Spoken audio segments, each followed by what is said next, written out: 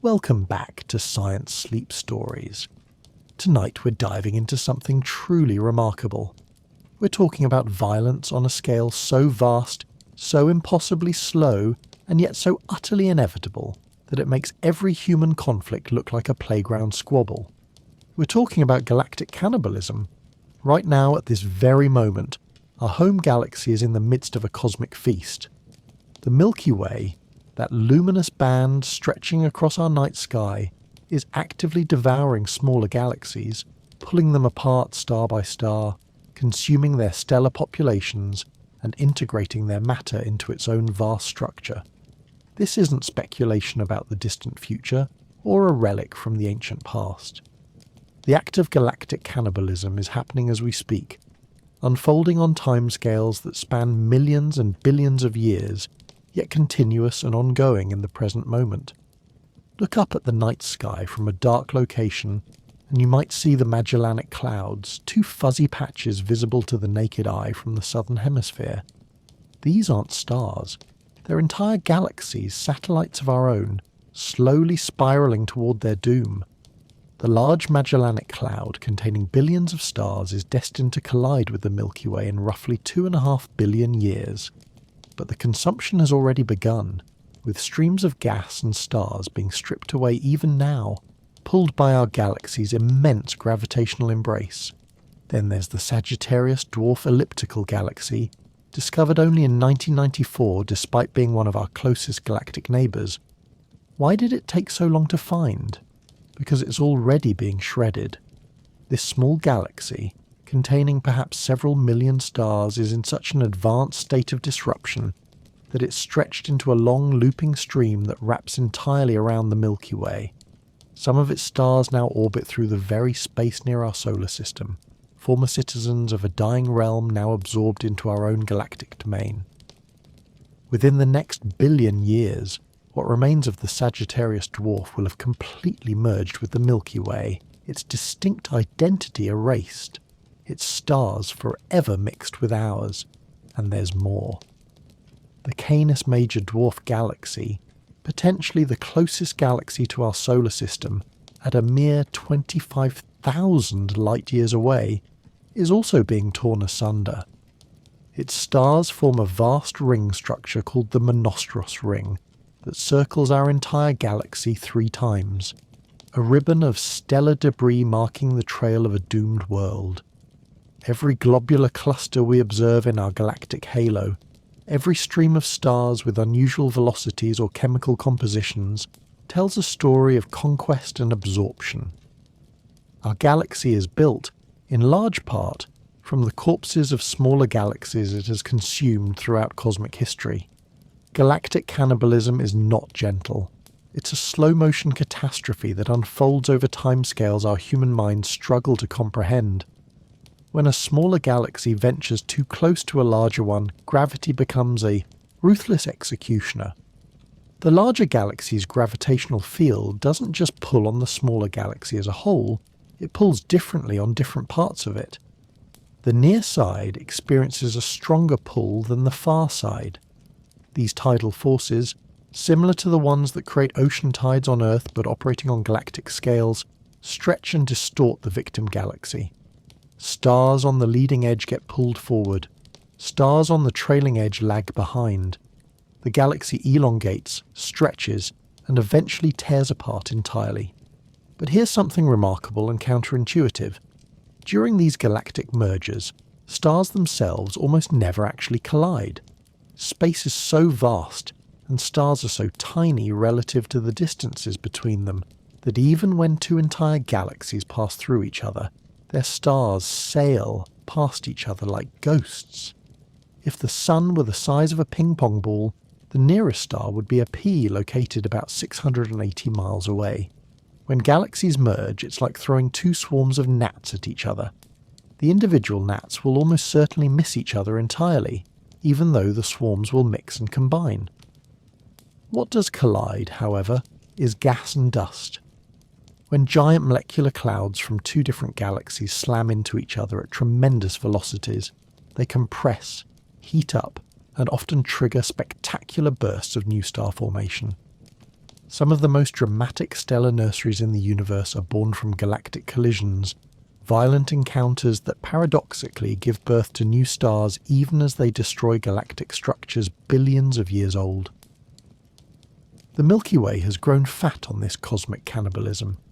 Astronomers estimate that as much as 10% of the stars in our galaxy's halo, that vast spherical region surrounding the galactic disk, originally formed in other smaller galaxies. These immigrant stars can still be identified today by their unusual orbital patterns and chemical fingerprints. They move through our galaxy on elongated, often retrograde orbits, travelling in the opposite direction from the majority of stars in the disk. Their chemical composition differs from native Milky Way stars, bearing the signature of the star formation processes in their birth galaxies, forever marking them as outsiders. This process of hierarchical assembly, where large galaxies grow by consuming smaller ones, appears to be universal throughout the cosmos. Everywhere astronomers look, they find evidence of galactic cannibalism. Hubble Space Telescope images reveal galaxies in various stages of merger across the universe. Some show two distinct galaxies just beginning to interact, their spiral arms starting to distort. Others capture galaxies in the violent throes of collision, with tidal tails of stars streaming away like cosmic ribbons hundreds of thousands of light years long. Still others show the final result, a single, massive elliptical galaxy. All traces of the original spiral structures erased, the combined stellar population settling into new, randomized orbits. Our galaxy's history of cannibalism is written in the stars above us, if we know how to read it. Every globular cluster, those ancient spherical collections of hundreds of thousands of stars, might be the surviving core of a dwarf galaxy consumed long ago. Every stellar stream, those faint trails of stars moving in concert across the sky, traces the death spiral of a galaxy that came too close. Even the warp in our galactic disk, that gentle S-shaped curve in the plane of the Milky Way, may have been caused by the gravitational interaction with the Sagittarius Dwarf over the past few 100 million years. The implications are profound. We often think of our place in the universe in terms of nested structures. We live on Earth, which orbits the Sun, which is one star among hundreds of billions in the Milky Way galaxy. But this picture is incomplete. It misses the dynamic nature of our cosmic home. The Milky Way is not a static structure, not a fixed stage upon which cosmic events play out. It is itself a character in the cosmic drama, an active participant, a predator that has grown to its current size by consuming its neighbours. And this story is far from over. The cannibalism continues. The Sagittarius Dwarf continues its death spiral, losing more of its structure with each orbit. The Large Magellanic Cloud speeds toward its eventual merger with our galaxy. Smaller, fainter dwarf galaxies that we've only recently discovered continue to be stripped and absorbed, and in approximately 4 billion years, assuming current predictions hold true, the Milky Way itself will face a reckoning when it collides with the Andromeda Galaxy, our nearest large galactic neighbour. That merger will be a collision of equals, two massive spiral galaxies combining to form something entirely new, a giant elliptical galaxy that astronomers have already nicknamed Milkomeda. In this relaxed journey through cosmic time, we'll explore the Milky Way's ongoing feast in detail. We'll discover how astronomers detected these galactic meals, what physical processes drive them, what evidence remains of past consumption, and what the future holds for our galaxy and our solar system. We'll see how advanced space telescopes and sophisticated computer simulations have revealed a universe in constant flux, where galaxies grow through violence and transformation, where the very ground beneath our feet is built from the remnants of ancient worlds torn asunder. The Milky Way is eating other galaxies right now, and understanding this process takes us to the heart of one of astronomy's greatest stories, how galaxies, the largest gravitationally bound structures in the universe, form, evolve, and ultimately combine to create the cosmic landscape we observe today. To understand how our galaxy devours others, we first need to appreciate its structure and scale. The Milky Way is immense, almost incomprehensibly vast. yet it's also remarkably organised into distinct components, each with its own characteristics and history. Imagine looking down at the Milky Way from far above, from a vantage point impossible for humans to ever actually reach, but one that computer simulations and careful observations let us visualise. From this God's eye view, you would see a classic barred spiral galaxy. The structure would resemble a cosmic pinwheel, with luminous spiral arms curving outward from a central bar, all set within a flattened disk of stars, gas and dust. The disk is the Milky Way's most prominent feature, a pancake-shaped structure approximately 100,000 light-years in diameter. To put that in perspective, light travelling at 186,000 miles per second takes 100,000 years to cross from one edge to the other. If you could somehow board a spacecraft travelling at the speed of light on one side of our galactic disk and journey to the opposite edge, entire civilizations would rise and fall on Earth during your trip. The dinosaurs went extinct about 65 million years ago, less time than it would take to make the round trip. Despite its enormous width, the disk is remarkably thin, only about 1,000 light-years thick at the spiral arms, and even thinner in some regions. This extreme flatness, with a width-to-thickness ratio of about 100:1, makes the galactic disk proportionally thinner than a sheet of paper. This flatness is a consequence of rotation. Just as pizza dough spun in the air flattens into a disk, the rotating cloud of gas and dark matter that collapsed to form our galaxy spun itself into a flat plane billions of years ago. Within this disk, stars and gas clouds orbit the galactic centre in roughly circular paths, all moving in the same direction. Our Sun, located in a minor spiral arm called the Orion Spur or Orion Arm, sits about 27,000 light-years from the galaxy's centre, roughly halfway out toward the edge. At our current position, the Sun and everything in our solar system orbit the galactic centre at approximately 515,000 miles per hour, a velocity so extreme it defies intuitive understanding. Yet even at this tremendous speed, it takes our solar system roughly 230 million years to complete one orbit around the galaxy, a period called a galactic year. In Earth's entire 4.5 billion year history, our planet has circled the galaxy only about 20 times. The disk itself has structure within structure. Astronomers divide it into the thin disk and the thick disk. The thin disk, where we reside, contains most of the Milky Way's gas and dust, and it's where active star formation occurs. Open young star clusters, massive blue stars, regions of ionized gas called emission nebulae, the raw materials of stellar birth, all concentrate in this thin layer. The stars here are generally younger, richer in heavy elements created by previous generations of stars, what astronomers call population 1 stars. These are the stars you see forming the beautiful spiral arms in images of face-on-spiral galaxies. The thick disk, extending above and below the thin disk to about 1,000 to 2,000 light-years, contains older stars with fewer heavy elements. These stars formed billions of years ago when the galaxy was younger and less chemically enriched. They move on orbits tilted relative to the thin disk, giving this component more vertical extent. The thick disk represents an earlier era in our galaxy's evolution, a partially preserved fossil of the Milky Way's younger days. But what creates the spiral arms, those majestic curved structures that give spiral galaxies their distinctive appearance? For decades, this was one of astronomy's puzzling questions. If the spiral arms were simply material structures, places where stars were more densely packed, they couldn't persist. Because the galaxy doesn't rotate like a solid object, stars closer to the centre orbit faster than stars farther out. Any material arm would wind up tighter and tighter with each rotation, quickly becoming unrecognisably twisted. Yet spiral arms persist in galaxies for billions of years. The solution is elegant. Spiral arms are density waves, not material structures. They're like traffic jams on a cosmic highway.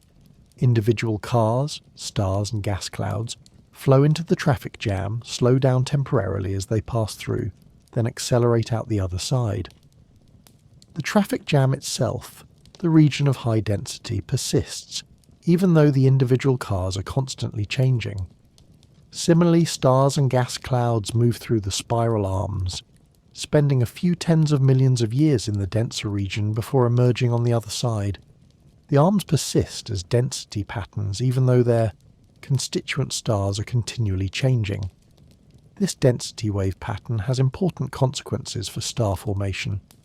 As giant molecular clouds, those enormous accumulations of gas and dust that serve as stellar nurseries, enter a spiral arm, they get compressed by the increased density. This compression can trigger gravitational collapse, causing portions of the cloud to condense into new stars. This is why spiral arms appear blue and bright in photographs. They're populated by massive young hot blue stars that have recently formed within them. These stars are short-lived, burning through their fuel in just a few million years, so they don't survive long enough to migrate far from their birthplace before they explode as supernovae. The spiral arms thus remain permanently decorated with young, brilliant stars, even though those specific stars are constantly being replaced by new ones. At the galaxy's centre lies the bulge, a roughly spherical or slightly elongated concentration of stars extending about 10,000 light-years from the galactic centre. Unlike the disk, which appears blue due to young stars and active star formation, the bulge glows with a yellowish or reddish hue. This colour comes from an older stellar population dominated by red giants and red supergiants. Star. Formation in the bulge has largely ceased. The stars there formed billions of years ago and have been slowly evolving ever since, with the most massive ones long since exhausted and transformed into stellar remnants. Within the bulge lies the galactic nucleus, a region of extreme density encompassing only about 400 light-years at the very centre. Here, stellar densities reach millions of stars per cubic light-year, compared to the lonely reaches of the galactic disk, where the nearest stars to the Sun are several light-years away. At the very heart of this nucleus sits Sagittarius A, pronounced Sagittarius A star, a supermassive black hole containing approximately 4 million times the Sun's mass. This monster, though relatively small for a supermassive black hole, exerts profound gravitational influence on everything in the inner galaxy. Remarkably, Sagittarius A is currently quiet, what astronomers call a quiescent black hole. It's not actively feeding on large amounts of material, so it doesn't produce the brilliant luminosity characteristic of active galactic nuclei or quasars found in other galaxies. Gas and dust occasionally fall into it, causing brief flares of X-ray and radio emission, but for the most part our galaxy's central black hole slumbers. This may change in the future when the Large Magellanic Cloud merges with the Milky Way, potentially funneling vast amounts of gas toward the centre and awakening the black hole from its dormancy. Extending far beyond the visible disk and bulge is the halo, a roughly spherical region that may stretch as far as 130,000 light-years from the galactic centre, possibly even farther. The stellar halo is sparsely populated compared to the disk. If you lived on a planet orbiting a star in the outer halo, your night sky would be far darker than ours, with only a handful of nearby stars visible and the galactic disk appearing as a glowing band far below. The halo's stellar population differs markedly from the disk. Here reside the galaxy's oldest stars. Population 2 stars formed over 10 billion years ago when the universe was young and chemically pristine. These stars contain very few elements heavier than hydrogen and helium because they formed before many generations of stellar death and rebirth had enriched the interstellar medium with heavy elements. They move on highly elliptical orbits, plunging through the disk on one part of their orbit, then soaring back up into the halo on the other side. Many move in retrograde directions, orbiting opposite to the disk's rotation, immediate evidence of their distinct origin. The halo also hosts the Milky Way's population of globular clusters, those ancient spherical assemblages of hundreds of thousands of stars. About 150 to 200 globular clusters orbit our galaxy, most concentrated within 100,000 light-years of the centre, but a few ranging much farther out. These clusters are among the oldest structures in our galaxy, with ages of 11 to 13 billion years, nearly as old as the universe itself. Their stars, like the field stars in the halo, are metal-poor and ancient. Many of these globular clusters didn't form in the Milky Way at all. They're the surviving cores of dwarf galaxies that were long ago torn apart by tidal forces, with their outer stars stripped away and scattered, but their dense central cores remaining intact. These clusters are fossils, the hearts of dead galaxies, still orbiting the predator that consumed their parent galaxy billions of years ago. But the stellar halo, as extensive as it is, represents only a tiny fraction of the galaxy's true extent. Beyond the visible structure lies something far larger and more massive, yet completely invisible, the dark matter halo. This enormous structure, composed of mysterious particles that don't emit, absorb or reflect light, extends perhaps as far as 600,000 light-years from the galactic centre, possibly even approaching 1 million light-years in radius. Some recent simulations suggest the dark matter halo, including its most diffuse outer reaches, might extend nearly 2 million light-years, 40 times the diameter of the visible disk. This dark matter halo contains the majority of the galaxy's mass. While the visible stars, gas and dust amount to perhaps 100 to 400 billion solar masses, the dark matter halo weighs in at roughly 1 to 2 trillion solar masses, outweighing all the visible matter by a factor of 5 to 10. We know this dark matter must be there because of how it affects the motions of stars and gas in the outer galaxy. Objects orbiting in the outer disk move far too quickly to be held in place by the gravity of visible matter alone. Without the dark matter halo's gravitational pull, they would fly off into intergalactic space. The dark matter halo is crucial to galactic cannibalism.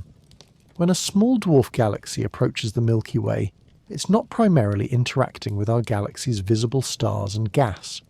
It's plunging into this vast, invisible ocean of dark matter. The dark matter halo's gravity is what captures smaller galaxies, slowing their motion through a process called dynamical friction, gradually sapping their orbital energy until they can no longer escape. The dark matter halo is the spider's web that traps the Milky Way's prey.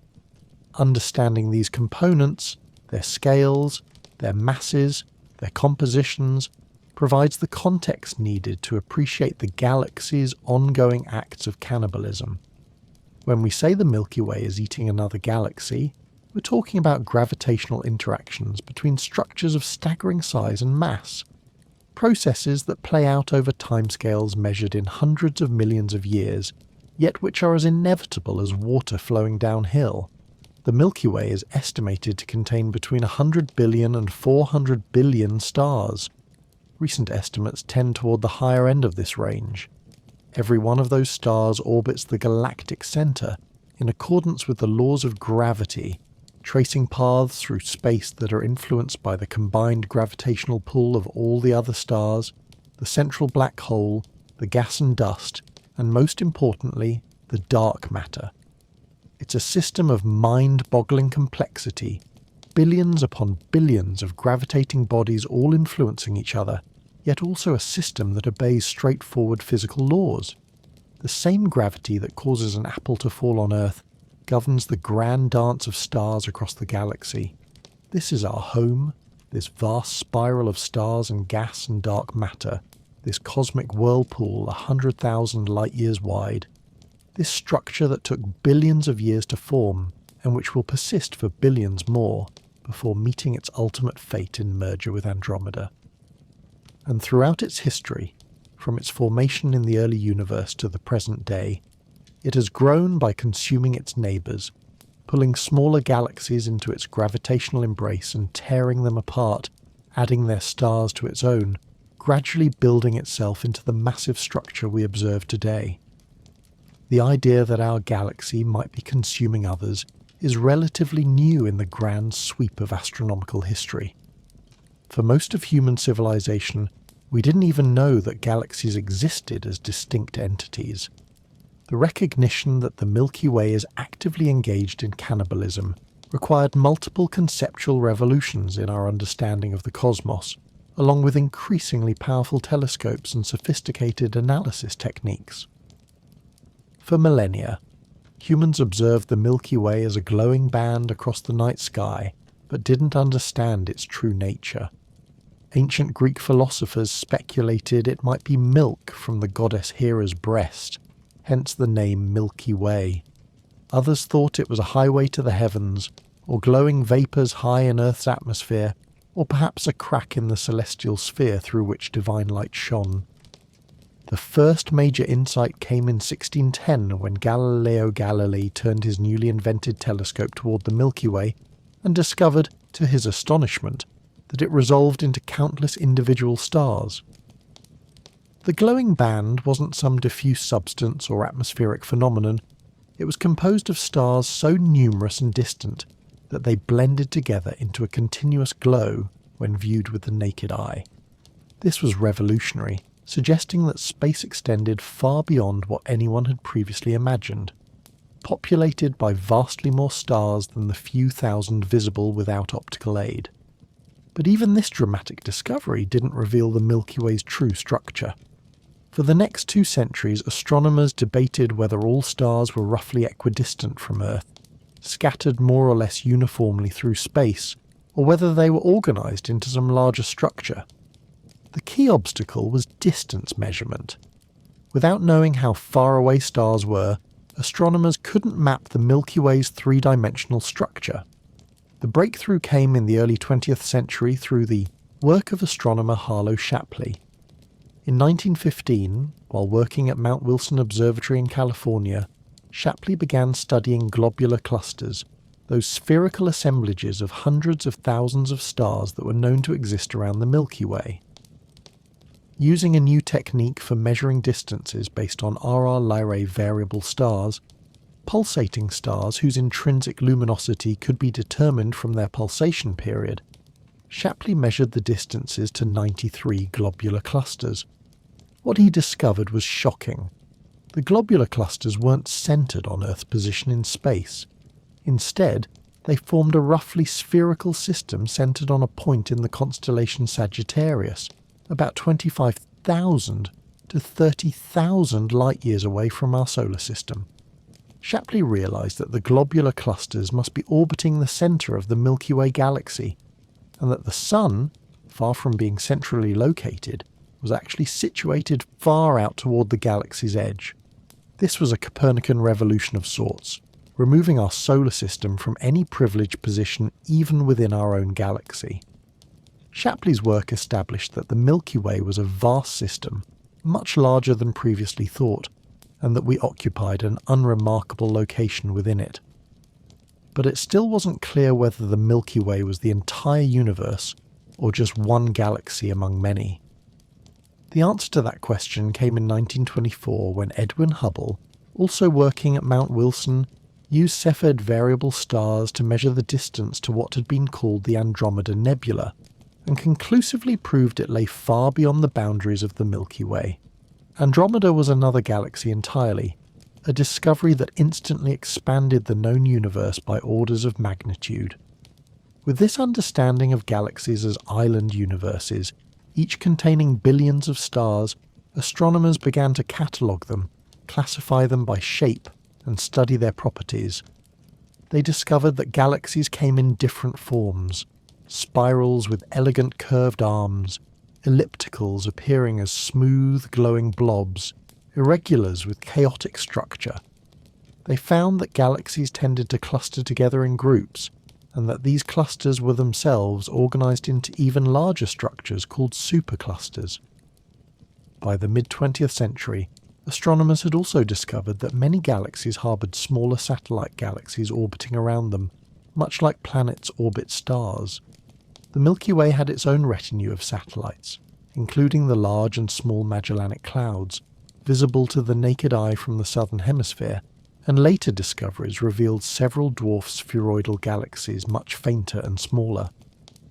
But it was only in the 1990s that concrete evidence began accumulating that the Milky Way was actively in the process of consuming some of these satellites.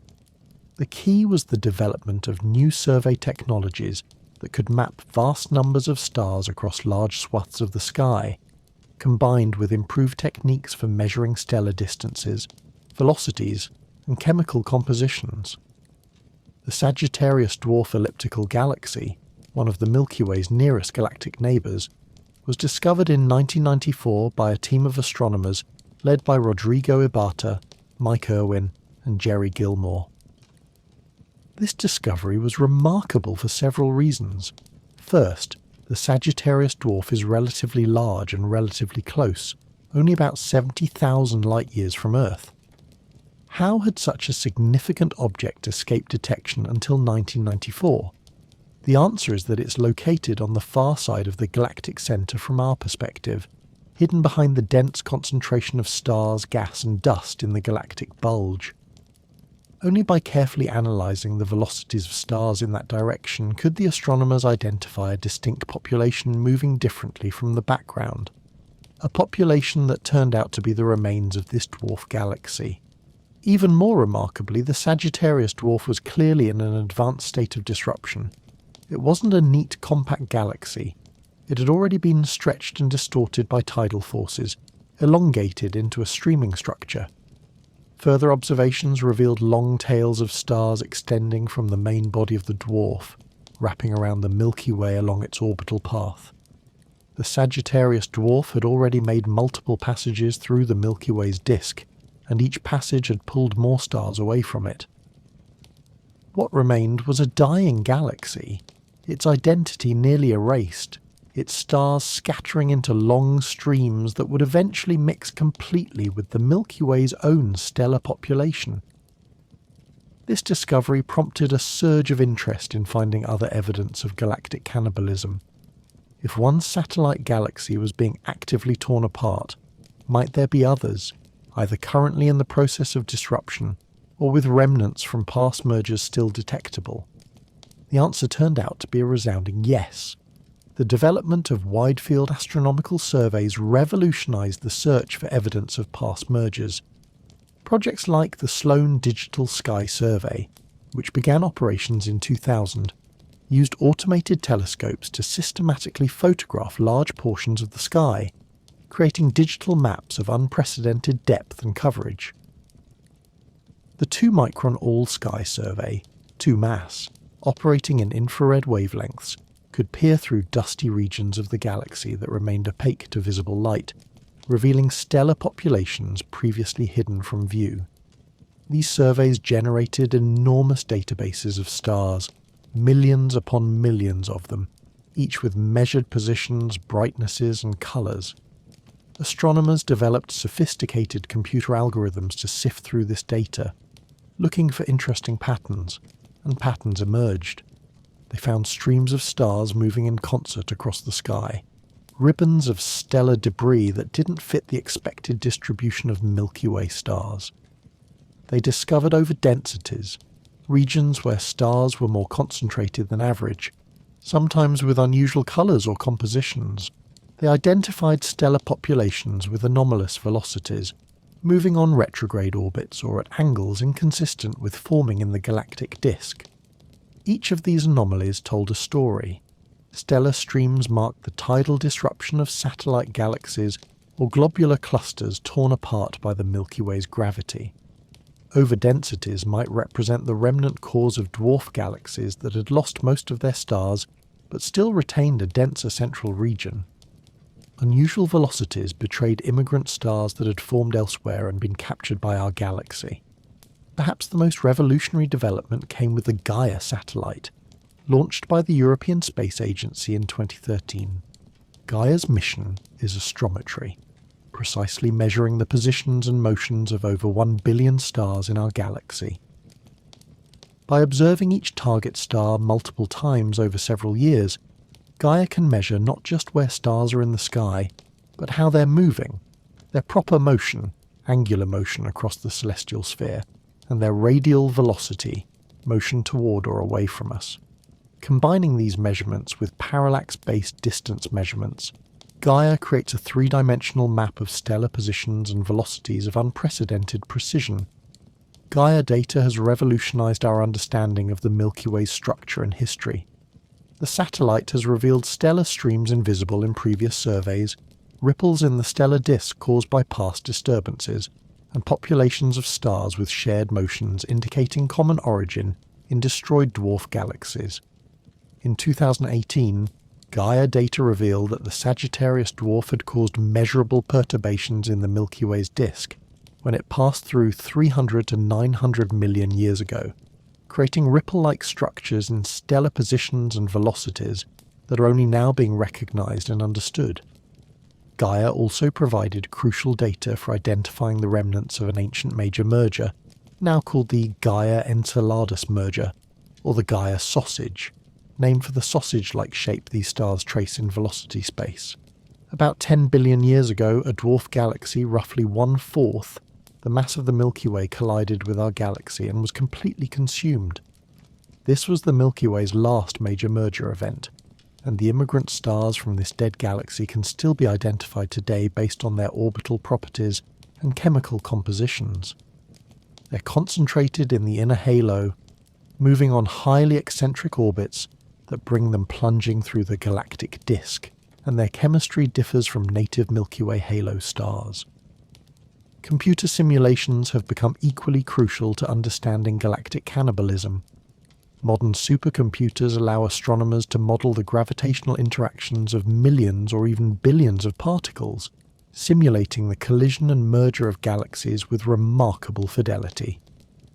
These simulations take as input the observed properties of galaxies, their masses, sizes, orbital velocities, and then compute, forward in time, showing how tidal forces stretch and disrupt the smaller galaxy, how stars and dark matter redistribute themselves, how the remnants eventually disperse and mix with the larger galaxy's existing population. Such simulations have been instrumental in interpreting observations. When astronomers discover a stellar stream, they can run simulations backward, attempting to reconstruct what the progenitor galaxy might have looked like before disruption, and forward, predicting where its remnants will be in the future. Projects like the Eagle, Evolution and Assembly of Galaxies and Their Environments, simulation have modelled galaxy formation across cosmic history, showing that hierarchical assembly through mergers is a universal process, not unique to the Milky Way, but a fundamental aspect of how galaxies grow and evolve throughout the universe. The convergence of large surveys, precision astrometry from Gaia, spectroscopic studies revealing stellar chemistry, and sophisticated computer simulations has created a comprehensive picture of the Milky Way as a cosmic predator. We can now identify not just current ongoing disruptions like the Sagittarius Dwarf, but also detect the faint traces of mergers that occurred billions of years ago, reading our galaxy's violent history in the surviving stellar populations. This represents one of the great triumphs of modern astronomy, reconstructing events from the distant past through careful observation and theoretical modelling, revealing that our galaxy's seemingly stable structure is actually built from violence and merger, the accumulated wreckage of dozens of smaller galaxies consumed over cosmic time. The discovery that galactic cannibalism is real, ongoing, and fundamental to galaxy evolution has transformed our understanding of cosmic structure. Galaxies are not isolated, unchanging cities of stars. They're dynamic, evolving systems that grow through conquest, their histories written in the orbits and compositions of their stellar citizens, their futures determined by the inexorable pull of gravity operating across vast gulfs of space and time. Of all the galaxies currently being devoured by the Milky Way, none is more thoroughly documented or more dramatically obvious than the Sagittarius Dwarf Elliptical Galaxy, often abbreviated as Sagittarius DSPH or SGRDE. This small galaxy represents our clearest view of galactic cannibalism in action, a slow-motion catastrophe unfolding before our telescopes. The Sagittarius Dwarf's discovery in 1994 came as a genuine surprise to the astronomical community. How could a galaxy containing millions of stars, located only about 70,000 light-years from our solar system, have escaped detection until the final decade of the 20th century? The answer lies in its unfortunate position in our sky. The dwarf galaxy is located beyond the galactic centre from our perspective, in the constellation Sagittarius, exactly where the Milky Way's bulge is brightest and most crowded with stars. Trying to spot the Sagittarius dwarf against this background is like trying to pick out a few specific trees in a dense forest while standing in the middle of the forest itself. The Discovery team, led by Rodrigo Ibata, Mike Irwin, and Jerry Gilmore, weren't looking at images trying to visually identify the galaxy. Instead, they were analysing stellar velocities in the direction of the galactic centre, and they noticed something peculiar. A population of stars in that direction all seemed to be moving together at roughly the same velocity, a velocity different from what would be expected for stars at that location in the Milky Way's bulge. This coherent motion was the key clue. These stars weren't part of the bulge at all. They were members of a separate structure passing through our line of sight, a distinct galaxy being viewed along the same direction as the galactic centre. Further observations confirm the discovery. The Sagittarius dwarf is an elliptical dwarf galaxy, meaning it has an ellipsoidal or elongated shape rather than the spiral structure of larger galaxies. Its main body spans about 10,000 light-years, making it roughly 1/10 the diameter of the Milky Way's visible disk. But calling it small is somewhat misleading. It contains millions of stars, possibly as many as several tens of millions, along with 4 known globular clusters. In any other context, this would be a substantial astronomical object. It's only small in comparison to the Milky Way itself, which outmasses it by perhaps 10,000 to 1. What makes the Sagittarius dwarf so scientifically valuable is that we're observing it at a crucial stage in its destruction. It hasn't been completely absorbed and dispersed yet, so its main body is still identifiable as a distinct structure, but it's also far enough along in the process of tidal disruption that long streams of stars have been pulled away from it, allowing astronomers to trace its orbital path and study how the process of disruption works. The dwarf galaxy orbits the Milky Way in what's called a polar orbit, meaning its orbital plane is roughly perpendicular to the plane of the Milky Way's disk. Imagine the Milky Way's disk as a flat dinner plate lying on a table. The Sagittarius dwarf's orbit brings it over and under this plate, looping around the edge. This polar orbit means the dwarf galaxy passes through the dense plane of the Milky Way's disk twice per orbit, once while diving down through the disk, and again while rising back up through it on the other side. These passages through the disk are catastrophic for the dwarf galaxy. The disk is where the Milky Way's visible matter is most concentrated, and plunging through it exposes the Sagittarius dwarf to extreme tidal forces and gravitational shocks. Each passage strips away more of the dwarf's outer stars, adding them to long stellar streams that mark the path of its orbit. Astronomers have determined that the Sagittarius dwarf has already completed at least 10, possibly more than 10, orbits around the Milky Way over the past several billion years. Each orbit takes somewhere between 550 million to 750 million years to complete, so these 10 orbits span roughly 5 billion to 7 billion years of history. With each orbit, the dwarf galaxy loses mass, its stars stripped away by tidal forces.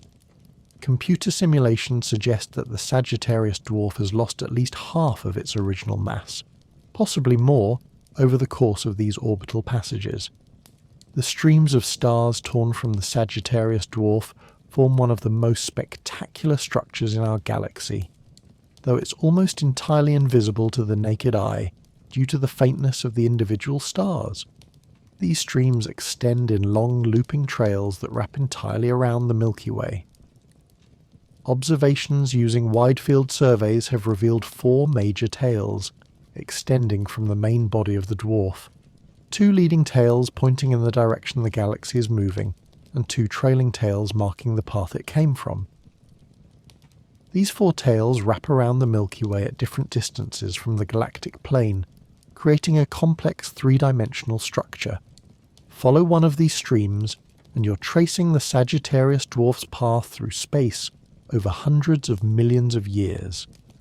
The stars in the streams were pulled from the dwarf during previous orbital passages, so the farthest extent of the streams contains stars ripped away billions of years ago, while stars closer to the dwarf's main body were lost more recently. The streams are like breadcrumbs marking a trail through space and time, allowing astronomers to reconstruct the dwarf's orbital history with remarkable precision. Perhaps the most remarkable aspect of the Sagittarius Dwarf is that we can identify specific objects in our galaxy that were once part of it. 4 globular clusters are now known to have originated in the Sagittarius Dwarf: M54, also known as NGC 6715, ARP2, Terzan 7 and Terzan 8. These ancient spherical star clusters, each containing hundreds of thousands of stars bound by gravity, were once satellites of the dwarf galaxy, orbiting around it just as the dwarf galaxy orbits around the Milky Way. As the dwarf has been tidally disrupted, these globular clusters have been captured by the Milky Way and now orbit our galaxy independently. M54 is particularly interesting. It was discovered by Charles Messier in 1798, making it the first extragalactic globular cluster ever observed, though Messier had no way of knowing that. For over 2 centuries, M54 was catalogued as simply another Milky Way globular cluster, unremarkable except for its considerable distance from the galactic centre. Only after the discovery of the Sagittarius Dwarf in 1994 did astronomers realise that M54's position and motion matched the dwarf galaxy perfectly. M54 isn't just associated with the Sagittarius Dwarf, it's likely located at or very near the dwarf galaxy's centre, possibly serving as the nucleus around which the remaining stars of the dwarf are concentrated. The stellar populations within the Sagittarius Dwarf tell their own story about the galaxy's history and age. Like most dwarf elliptical galaxies, it contains primarily old stars. There's little gas or dust available for new star formation, and measurements indicate that most of the dwarf stars are ancient, formed many billions of years ago, when the dwarf galaxy was young and still relatively isolated. These are population 2 stars, metal poor compared to the Sun, containing very small amounts of elements heavier than helium, because they formed before many cycles of stellar death and rebirth had enriched the interstellar medium with heavy elements. However, the Sagittarius Dwarf also shows evidence of multiple stellar populations of different ages, ranging from the oldest globular clusters, nearly as old as the universe itself at 11 to 13 billion years, down to some populations that appear to be only several hundred million years old. This suggests that the dwarf galaxy experienced episodic bursts of star formation throughout its history, perhaps triggered by gravitational interactions with the Milky Way or with other satellite galaxies. One of the most scientifically important discoveries involving the Sagittarius Dwarf came in 2020 when astronomers analysed data from the Gaia satellite and realised that the dwarf's past passages through the Milky Way's disk had triggered significant episodes of star formation in our own galaxy. When the Sagittarius Dwarf plunged through the disk, its gravitational field created disturbances in the gas and dust, causing compressions that led to enhanced star formation. The timing of these star formation episodes can be matched to the dwarf's orbital periods, with major bursts occurring roughly 5.7 billion years ago, 1.9 billion years ago, and 1 billion years ago, corresponding to times when the Sagittarius Dwarf made close passages through the galactic disk. Remarkably, the most recent of these star formation episodes, about 1 billion years ago, appears to have been particularly intense. The Sun formed roughly 4.6 billion years ago, and this timing does coincide with one of the predicted passages of the Sagittarius Dwarf through the disk. Some researchers have suggested this temporal alignment might not be mere coincidence, proposing that gravitational disturbances from the dwarf's passage could have contributed to triggering star formation in the molecular cloud that eventually formed our solar system. However, this remains highly speculative. The Milky Way contains countless molecular clouds, and star formation occurs continuously for many reasons. Without direct evidence linking the Sun's birth cloud to the Sagittarius interaction, we can only note the intriguing temporal correlation and acknowledge it as one of many possible formation scenarios. The Sagittarius dwarf has also left more subtle imprints on the Milky Way structure. Analysis of Gaia data revealed unexpected ripple-like patterns in the positions and velocities of stars in the galactic disk. These ripples, dubbed phase space spirals because of their appearance in graphs plotting stellar positions against velocities, were puzzling when first discovered. What could create such coherent wave-like patterns, affecting millions of stars across wide regions of the disk? The answer appears to be the Sagittarius dwarf. When a massive object like a dwarf galaxy passes through the galactic disk, it doesn't just affect stars in its immediate vicinity. Its gravitational field creates waves in the disk, similar to ripples spreading across a pond when a stone is thrown in. These density waves and velocity perturbations can propagate through the disk, affecting stars far from the actual point of impact. Computer simulations show that the ripples observed by Gaia are consistent with the Sagittarius dwarf's passage through the disk between 300 million and 900 million years ago. The disk is still ringing from that encounter, like a bell that continues to vibrate long after being struck. The fact that the Sagittarius dwarf has survived for so long, enduring at least 10 close passages through the Milky Way's disk over billions of years, is remarkable and requires explanation. A galaxy made only of ordinary matter, stars and gas would have been completely torn apart much sooner. The Sagittarius dwarf's persistence despite these extreme tidal forces indicates that it must contain a significant amount of dark matter, far more than its visible stars alone. This dark matter halo, though invisible, provides additional gravitational binding that helps hold the galaxy together, even as its outer stars are stripped away. Current observations indicate that the Sagittarius dwarf is about 50,000 light-years from the Milky Way's centre, at the closest point in its orbit, pericenter, and about 100,000 to 140,000 light-years away at the farthest point, apocenter.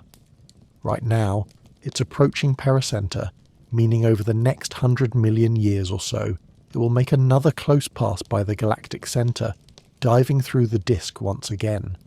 This passage will strip away more of its remaining stars, adding them to the existing streams and further dispersing the galaxy's structure.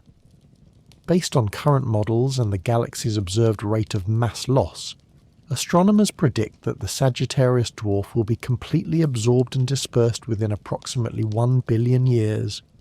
This might seem like an unimaginably long time from a human perspective, and indeed it is over 200 times longer than Earth has hosted complex multicellular life. But in cosmic terms, 1 billion years is relatively brief. The universe is 13.8 billion years old. Galaxies typically have lifetimes measured in many billions of years. The Sagittarius dwarf's remaining existence is thus a brief epilogue to a much longer story, the final chapter in the life of a galaxy that may have existed as an independent entity for 10 billion years or more before it encountered the Milky Way and began its long, inexorable descent into destruction. When the Sagittarius dwarf finally disappears, there will be no explosion, no dramatic finale. Its stars will simply become Milky Way stars, indistinguishable from the countless other stars in our galaxy's halo, except for subtle clues in their orbits and chemical compositions that mark them as immigrants. The streams will continue to disperse, spreading out and mixing with the halo population until even their structure fades away. In another few billion years, no obvious trace of the Sagittarius dwarf may remain except perhaps to future astronomers with sophisticated enough tools to detect the subtle signatures of its passage, written in the phase space distribution of halo stars. Right now, at this moment, we are privileged to witness this process in action. to observe galactic cannibalism not as an abstract concept or a historical event reconstructed from faint traces, but as an ongoing, observable phenomenon. The Sagittarius Dwarf Elliptical Galaxy is dying before our eyes, torn apart bit by bit, its stars scattered across the sky, its identity fading, consumed by the much larger galaxy in which we reside. We are living through, though we cannot directly perceive, one of the great dramas of the cosmos. Even closer to us than the Sagittarius Dwarf, potentially the closest galaxy to our solar system by a significant margin, lies one of the most controversial and debated structures in modern astronomy, the Canis Major Dwarf Galaxy, also known as the Canis Major Overdensity. This object, if it is indeed a separate dwarf galaxy, and not just an overdense region of the Milky Way's own disk, is being shredded right in our cosmic backyard. The discovery of the Canis Major Dwarf came in 2003, nearly a decade after the Sagittarius Dwarf was found, but the story of its identification follows a similar pattern. An international team of astronomers from France, Italy, Australia and the United Kingdom were analysing data from the 2-micron all-sky survey, known as 2MARS. This infrared survey, conducted between 1997 and 2001, systematically mapped the sky at wavelengths invisible to human eyes but ideal for penetrating the dust and gas that obscure much of our galaxy. In the 2MASS data, the team noticed an unusual concentration of M-giant stars in the direction of the constellation Canis Major, the Greater Dog. M-giants are relatively cool, red stars in an advanced stage of their evolution, having exhausted the hydrogen in their cores and expanded to enormous sizes. They're bright in infrared wavelengths, making them ideal targets for 2MASS, and their intrinsic luminosities can be estimated fairly accurately from their infrared colours, allowing distance measurements. What the team found was startling. This concentration of M-giants appeared to lie at a distance of approximately 25,000 light-years from the Sun, closer than the distance to the galactic centre itself. The Sun is about 26,000 to 27,000 light-years from the centre of the Milky Way, so the Canis Major overdensity at 25,000 light-years would be on the near side of the galaxy from our perspective, between us and the centre.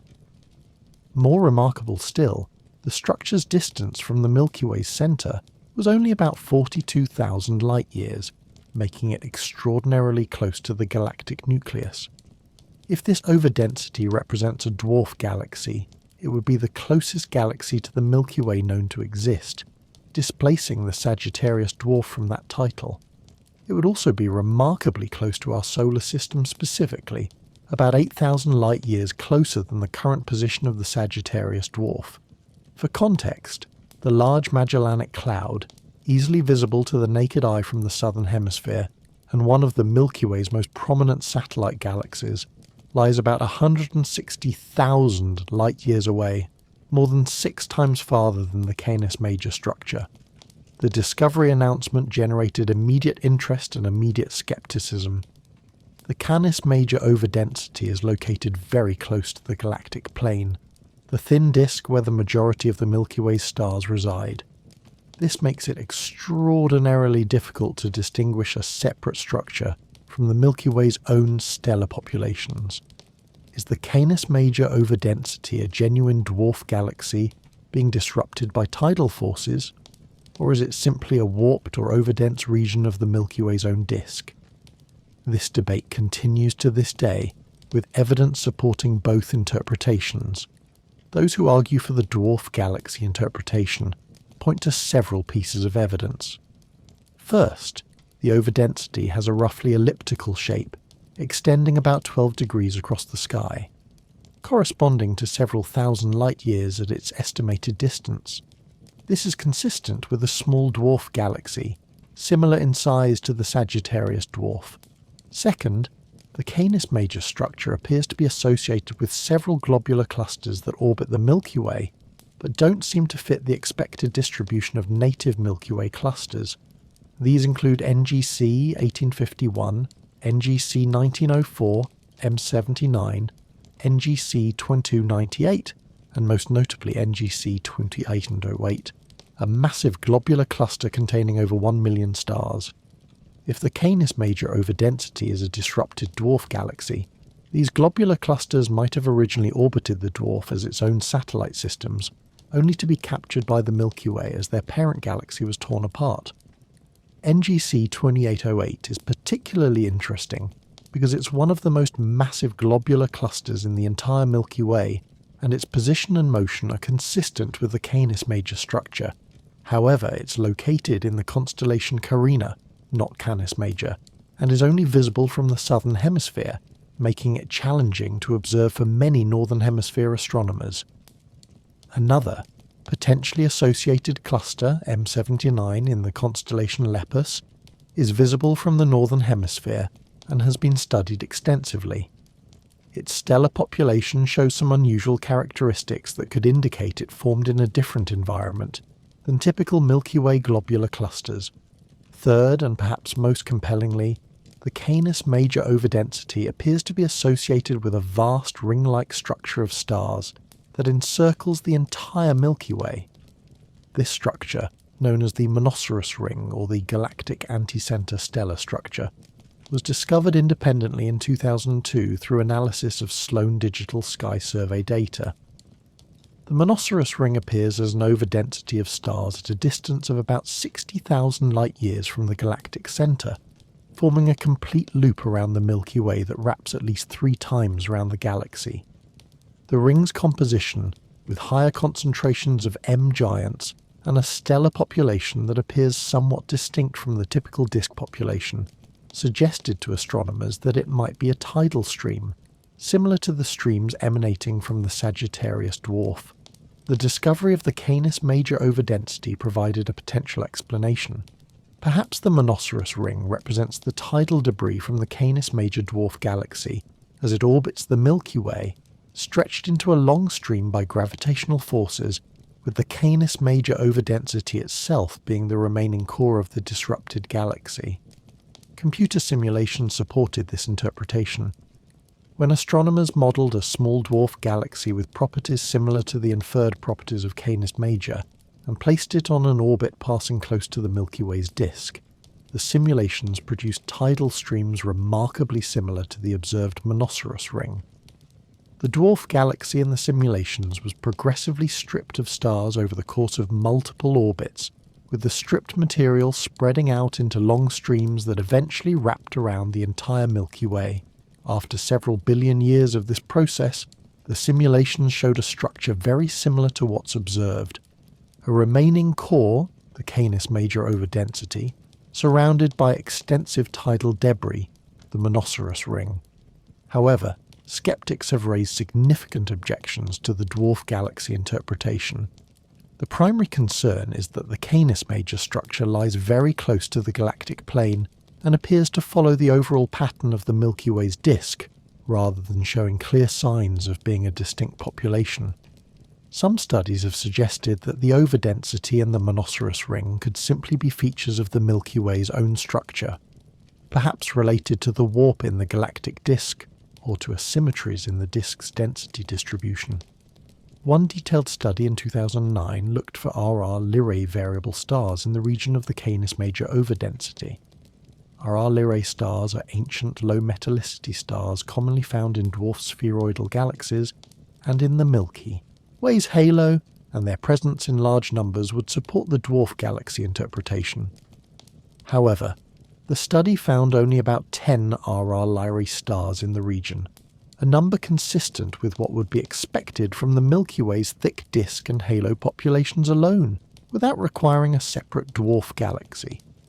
Other investigations have suggested that the Monoceros Ring might result from the complex structure of the Milky Way's disk itself, which is known to be warped and flared, bending up and down relative to the central plane and expanding outward in radius as you move away from the centre. Some models show that this warped, flared disk, when viewed from our position within it, could create apparent overdensities and ring-like structures without requiring any external dwarf galaxy to explain them. Despite this ongoing debate about the Canis Major structure's nature, there's general agreement that something interesting is happening in that region of the sky. Whether it represents a genuine dwarf galaxy being disrupted or a complex feature of the Milky Way's own disk, it's clearly an overdensity of stars that doesn't fit the simplest models of galactic structure. The controversy itself highlights how challenging it is to map our own galaxy's structure from our position within it. If the Canis Major Dwarf Galaxy is indeed a separate entity, its properties would be fascinating. Estimates suggest it might contain about 1 billion stars, roughly the same stellar mass as the Sagittarius Dwarf. This would make it a significant dwarf galaxy by the standards of such objects, though still minuscule compared to the Milky Way's estimated 100 to 400 billion stars. Its diameter, estimated at around 5,000 to 10,000 light-years, would also be comparable to the Sagittarius Dwarf. The orbit of the Canis Major structure, if it is a separate galaxy, would bring it very close to the Milky Way's dense disk, much closer than most other satellite galaxies. This proximity would subject it to extreme tidal forces, explaining its advanced state of disruption. The structure is so thoroughly shredded that it's difficult to even identify a clear centre or nucleus. The stars are spread out in a diffuse, irregular distribution, mixed with the Milky Way's own stars, making precise characterization extremely challenging. The associated globular clusters, if they truly did form with the Canis Major Dwarf, would themselves tell an interesting story. Globular clusters are typically ancient structures, formed early in a galaxy's history, when it still had substantial reserves of gas and the conditions necessary for such intense, concentrated star formation. If clusters like NGC 2808 and M79 originated in the Canis Major Dwarf, they would be older than the dwarf's final disruption, witnesses to a time when this small galaxy was intact and perhaps still forming stars of its own. Looking at these clusters today, we see spherical collections of hundreds of thousands of stars, all roughly the same age, orbiting the Milky Way's centre on paths that bring them high above and below the galactic plane. To these stars, if they had planets and inhabitants, the Milky Way would appear as a brilliant band of light arcing across their sky, far more prominent and spectacular than the Milky Way appears from Earth.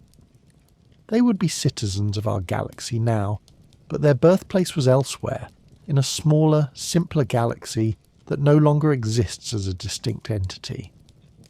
The timeline for the Canis Major structure's complete dispersal, assuming it is a separate dwarf galaxy, is uncertain. It appears to be in a more advanced state of disruption than even the Sagittarius Dwarf, suggesting it may have been interacting with the Milky Way for an even longer period, or that its orbit brings it through particularly destructive regions. Some estimates suggest it could be completely absorbed within another billion years, though given the uncertainties about its nature and orbital parameters, such predictions are highly speculative. Whether the Canis Major overdensity is ultimately confirmed as a disrupted dwarf galaxy, or reinterpreted as a feature of the Milky Way's own complex structure, it represents an important piece of our understanding of galactic dynamics. The mere fact that such an ambiguous structure exists, that astronomers can debate whether a billion-star concentration represents a separate galaxy, or just an overdense region of our own, speaks to the complexity and richness of galactic structure, and to the challenges of mapping our cosmic home from within. One thing is certain. There are stars in that region of the sky that weren't always part of the Milky Way. Whether they came from a disrupted dwarf galaxy or from some other process, the mixing and redistribution of stellar populations through gravitational interactions is clearly an ongoing process. The Milky Way continues to reshape itself, incorporating new material, rearranging its structure through internal dynamics and external interactions, growing and evolving even now, some 13 billion years after its initial formation. Beyond the Sagittarius and Canis Major structures, evidence abounds for numerous other galaxies that the Milky Way has consumed throughout its history. Some of these are currently in the process of being disrupted and absorbed, their deaths playing out in slow motion as we watch. Others merged with our galaxy billions of years ago, their stars now so thoroughly mixed with the Milky Way's original population that only sophisticated analysis can identify them as immigrants. The Gaia-Enceladus merger, also known as the Gaia sausage, represents perhaps the most significant merger event in the Milky Way's recent past. This wasn't a small dwarf galaxy being nibbled away at the edges. This was a substantial collision with a galaxy roughly 1/4 the mass of the Milky Way at the time, occurring approximately 8 to 10 billion years ago. The discovery of this ancient merger came from careful analysis of Gaia satellite data, combined with spectroscopic observations of stellar chemistry. Astronomers noticed a population of stars in the inner halo with peculiar characteristics. These stars move on highly eccentric radial orbits, meaning they swing in close to the galactic centre, then rush back out to large distances before falling back in again. When their velocities are plotted on certain graphs, these stars trace out an elongated, sausage-shaped distribution in velocity space, hence the nickname Gaia sausage.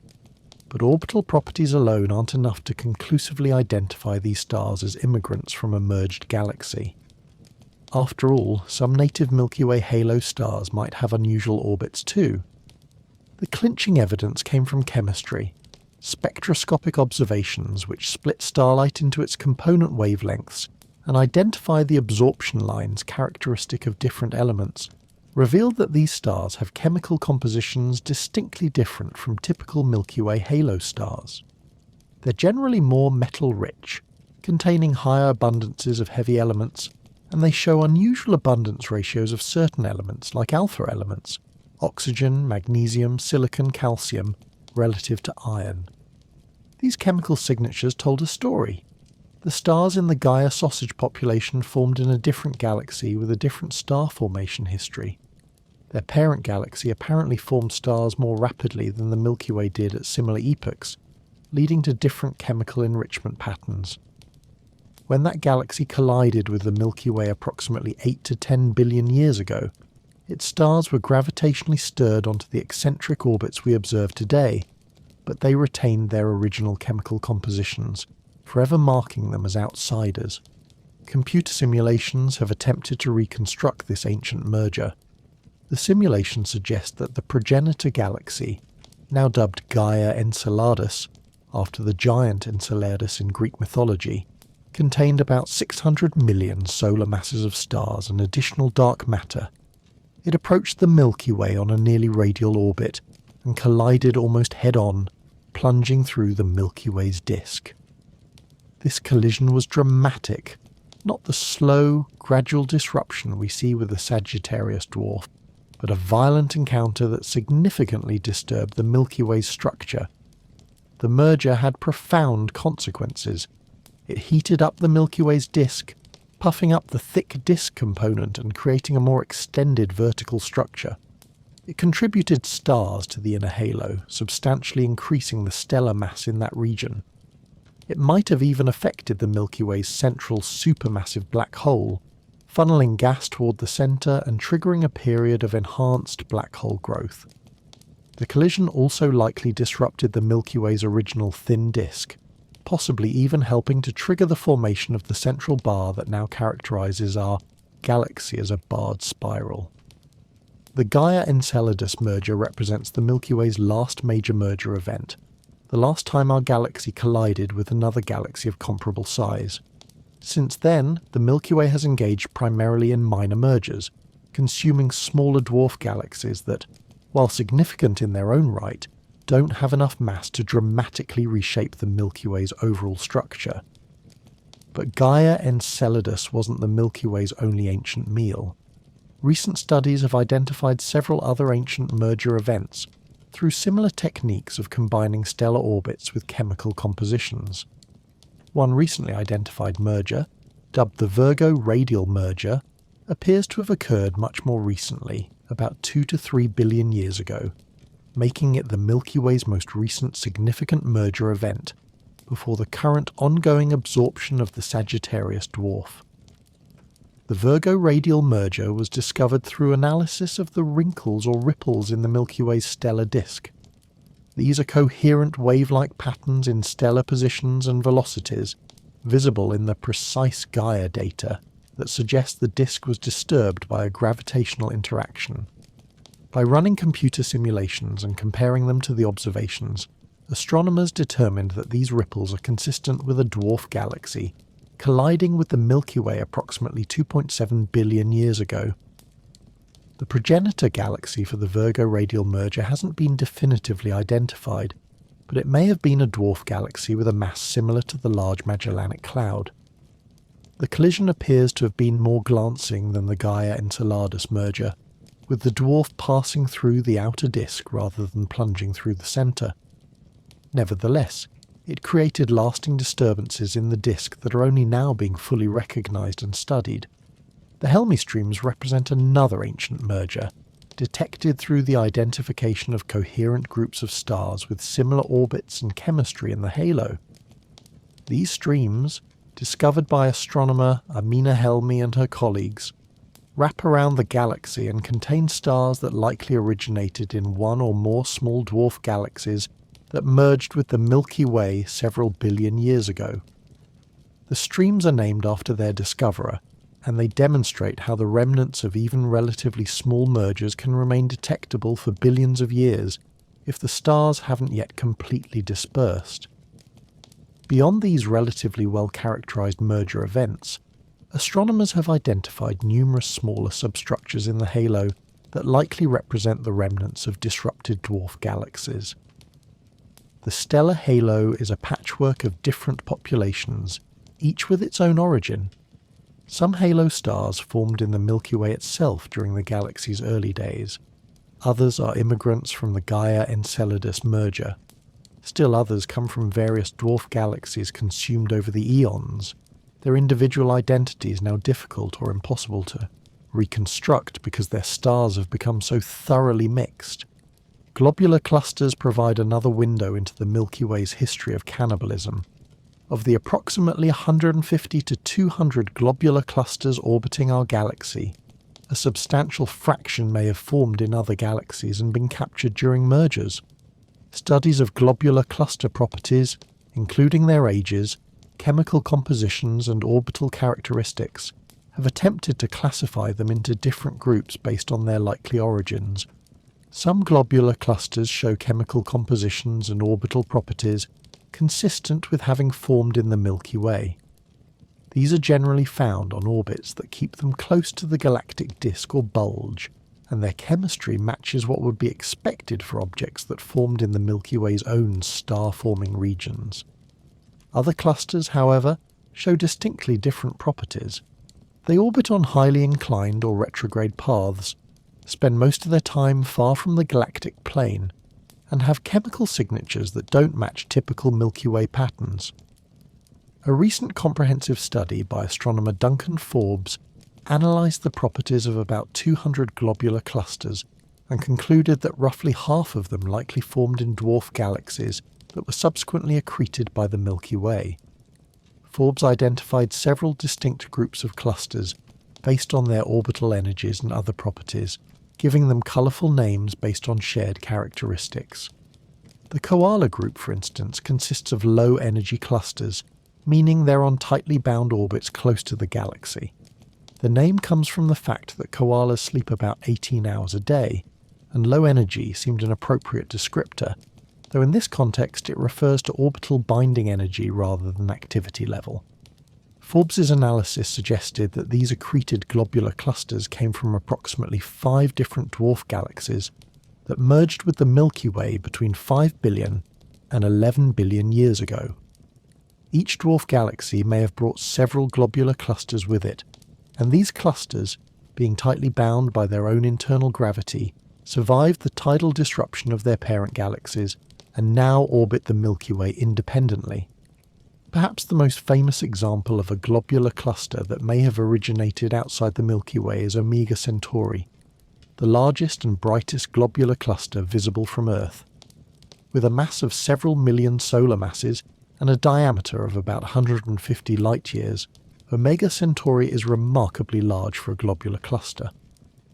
This unusual size, combined with other distinctive properties, has led some astronomers to propose an intriguing hypothesis that Omega Centauri might actually be the stripped nucleus of a dwarf galaxy that was otherwise completely disrupted. Several lines of evidence support this interpretation, though it remains debated. First, Omega Centauri's stellar population is unusually complex, with multiple generations of stars showing different ages and chemical compositions. Most globular clusters have fairly simple populations, all the stars having formed at roughly the same time with similar chemistry. Omega Centauri, by contrast, shows evidence of extended star formation over possibly 1 billion years or more, a pattern more consistent with what would be expected in a small galaxy than in a typical globular cluster. Second, Omega Centauri's orbit around the Milky Way is retrograde, meaning it moves in the opposite direction from most of the galaxy's stars and gas. This retrograde motion suggests it didn't form in the Milky Way's disk, but was captured from elsewhere.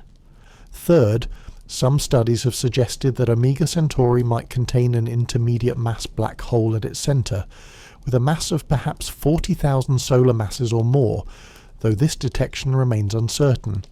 Such a black hole would be consistent with Omega Centauri being the remnant core of a small galaxy, as the black hole would have been the central black hole of the original galaxy. If this interpretation is correct, and Omega Centauri truly is the core of a destroyed dwarf galaxy, then the stars that once surrounded this core have long since been stripped away and dispersed throughout the Milky Way's halo. Omega Centauri survived only because its dense core, held together by strong self-gravity and possibly anchored by a central black hole, was too tightly bound to be disrupted. The Large and Small Magellanic Clouds, the Milky Way's two most prominent satellite galaxies, also have interesting implications for galactic cannibalism, though their stories differ from the dwarf galaxies we've discussed so far. These are substantial galaxies, the Large Magellanic Cloud containing perhaps 10 billion stars, and the Small Magellanic Cloud a few billion. They're visible to the naked eye from the southern hemisphere, appearing as fuzzy, cloud-like patches in the night sky, and they've been known since ancient times to observers in the southern latitudes.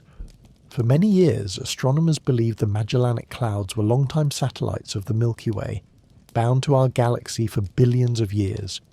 However, recent evidence suggests they may have only recently become captured by the Milky Way's gravity, perhaps only in the past 1 to 2 billion years. Before that, they may have been a separate pair, two galaxies orbiting each other in isolation, that happened to pass close enough to the Milky Way to be gravitationally captured. But even before their capture, the Magellanic Clouds may have been engaged in cannibalism themselves. Recent observations have provided evidence that the Large Magellanic Cloud consumed a smaller dwarf galaxy sometime in its past. The evidence comes from the globular cluster NGC 2005, which orbits the Large Magellanic Cloud. This cluster's chemical composition doesn't match the composition typical of other objects in the Large Magellanic Cloud, suggesting it formed elsewhere and was captured. Astronomers believe NGC 2005 may be the surviving core of a small dwarf galaxy that was consumed by the Large Magellanic Cloud, making this a case of galactic cannibalism within galactic cannibalism, a cosmic version of Russian nesting dolls. Currently, the Magellanic Clouds are slowly being stripped of gas and stars by the Milky Way's tidal forces. A vast stream of gas called the Magellanic Stream extends from the Magellanic Clouds and wraps around a significant portion of the Milky Way. This stream, discovered through radio observations of neutral hydrogen gas, contains perhaps 1 to 2 billion solar masses of material, gas that has been pulled from the Magellanic Clouds, primarily from the Small Magellanic Cloud, over the past few billion years. As the Magellanic Clouds orbit the Milky Way, they also interact with each other, adding another layer of complexity. The Small Magellanic Cloud is being tidally disrupted by the Large Magellanic Cloud, with gas and stars being pulled from the smaller cloud by the larger one's gravity. In a sense, the Small Magellanic Cloud is being eaten by the Large Magellanic Cloud at the same time both are being eaten by the Milky Way, a three-way gravitational interaction of considerable complexity. Recent discoveries have even found young star clusters in the Milky Way's halo that appear to have formed from gas in the Magellanic Stream.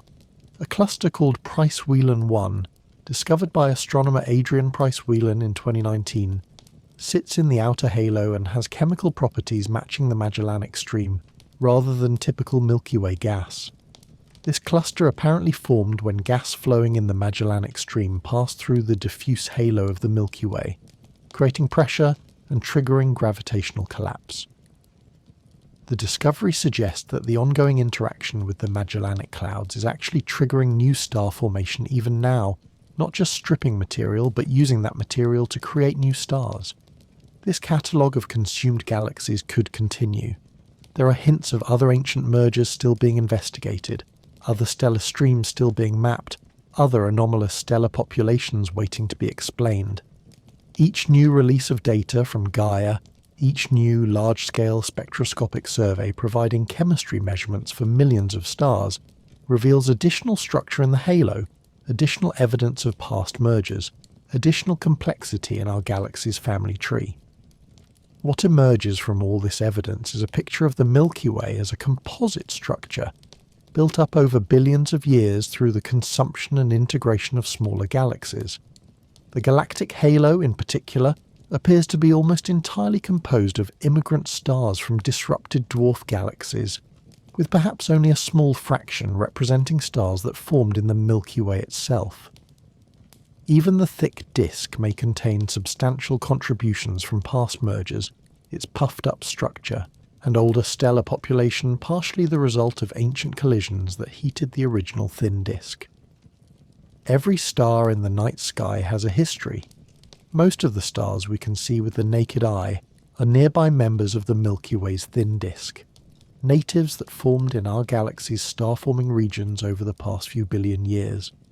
But some of the fainter stars, particularly those far from the galactic plane, might be immigrants, citizens of dead galaxies, perpetually marking their alien origin through their unusual orbits and chemistry, even as they orbit within their new home. Understanding how galaxies consume each other requires grasping the fundamental physics of gravitational interactions and tidal forces operating on truly cosmic scales.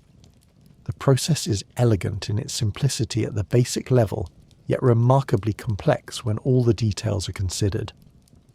Let's start with the simplest case. What happens when a small dwarf galaxy approaches a much larger galaxy like the Milky Way? The first and most important thing to understand is that the dwarf galaxy experiences the gravitational pull of the larger galaxy. This pull accelerates the dwarf, causing it to fall toward the larger galaxy. If the dwarf galaxy is moving slowly enough relative to the larger galaxy, or if it passes close enough to be captured, it can become gravitationally bound, entering into orbit around the larger galaxy much like a planet orbits a star or a moon orbits a planet. But here's where things get interesting. The gravitational force from the larger galaxy doesn't pull equally on all parts of the dwarf galaxy. The side of the dwarf galaxy closest to the larger galaxy experiences a stronger gravitational pull than the side farther away. This difference in gravitational force across the body of an object is called a tidal force, and it's the same phenomenon that creates ocean tides on Earth, as the Moon pulls more strongly on the near side of Earth than the far side. For ocean tides, the effect is small because Earth is solid and rigid, able to resist being stretched by the relatively weak tidal forces from the Moon and Sun. But galaxies are not rigid. They're loose aggregations of billions of stars, each star effectively independent, held together only by their mutual gravitational attraction, and by any dark matter halo that might surround them. When strong tidal forces act on such a structure, the galaxy can be stretched and deformed. Imagine the dwarf galaxy as it approaches the Milky Way. Initially, it's a relatively compact, roughly spherical or ellipsoidal structure, its stars orbiting the dwarf's centre of mass in various directions. But as it falls deeper into the Milky Way's gravitational field, tidal forces begin to dominate. Stars on the side of the dwarf facing the Milky Way are pulled more strongly toward the larger galaxy than the dwarf's centre of mass is. They begin to lead the dwarf, pulling ahead of the main body. Stars on the far side of the dwarf, experiencing a weaker pull from the Milky Way, lag behind the main body. This stretching is the beginning of the dwarf galaxy's death.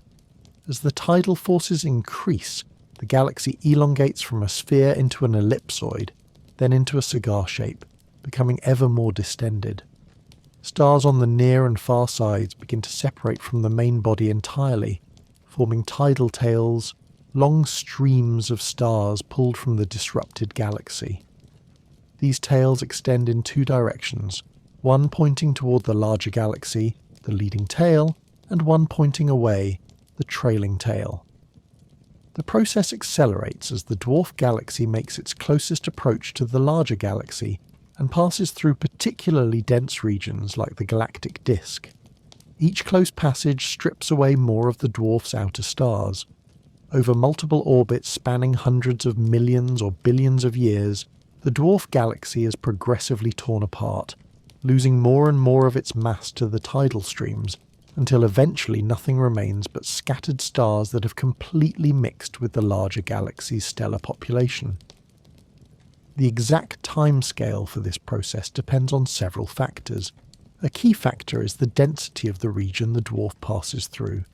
Passing through the dense central regions of a galaxy or through the thick disk is far more destructive than orbiting in the sparse outer halo. The Sagittarius Dwarf's polar orbit, which carries it through the Milky Way's disk twice per orbit, subjects it to particularly strong tidal forces, accelerating its disruption. Another crucial factor is the dwarf galaxy's own internal binding energy, determined primarily by its mass, particularly its dark matter content. A dwarf galaxy with a substantial dark matter halo is much more resilient to tidal disruption than one with less dark matter. The dark matter's gravity helps hold the galaxy together even as the outer stars are being stripped. This is why the Sagittarius Dwarf has survived at least 10 passages through the Milky Way's disk, despite being on such a destructive orbit. Its dark matter halo has been crucial to its survival, though even that protection is gradually being overcome. The orbital characteristics matter too. A dwarf galaxy on a very elongated elliptical orbit spends most of its time in the distant sparse halo where tidal forces are weak and only experiences strong disruption during the brief periods when it passes through the denser inner regions. Such a galaxy can survive for many orbital periods before being completely disrupted. Conversely, a dwarf on a more circular orbit that keeps it continuously in the dense inner regions will be disrupted much more rapidly. But tidal forces aren't the only relevant process. There's also something called dynamical friction, a gravitational drag force that slows down massive objects moving through a sea of other gravitating bodies. Imagine the dwarf galaxy ploughing through the Milky Way's halo of dark matter and stars. As the dwarf moves, its gravitational field creates a wake of overdensity behind it, similar to how a boat creates a wake in water. This wake gravitationally pulls back on the dwarf, gradually robbing it of orbital energy. Over time, dynamical friction causes the dwarf galaxy's orbit to decay. Each time it passes through the dense regions of the larger galaxy, it loses a bit of orbital energy, causing its orbit to shrink. The apocenter, the farthest point of the orbit, gradually decreases. The dwarf spirals inward, making its passages through the destructive inner regions more and more frequent, accelerating the disruption process. This is a positive feedback loop. As the orbit decays, disruption increases, but the disruption also typically reduces the dwarf's mass, which can affect how strongly dynamical friction acts, creating complex evolutionary pathways. One might wonder, if galaxies are being stretched and torn apart by tidal forces, why don't individual stars experience similar disruption? Why don't they get pulled apart? The answer lies in scale. A star is much smaller than a galaxy, and it's held together by much stronger forces than gravity. Stars are gravitationally bound, yes, but they're also supported by internal pressure from the hot gas in their cores. The tidal forces that can disrupt a galaxy containing billions of stars spread across thousands of light years are far too weak to significantly affect a star that's only a few million miles across, with its mass concentrated by nuclear fusion and radiation pressure. For similar reasons, stars don't collide during galactic mergers. This seems counterintuitive.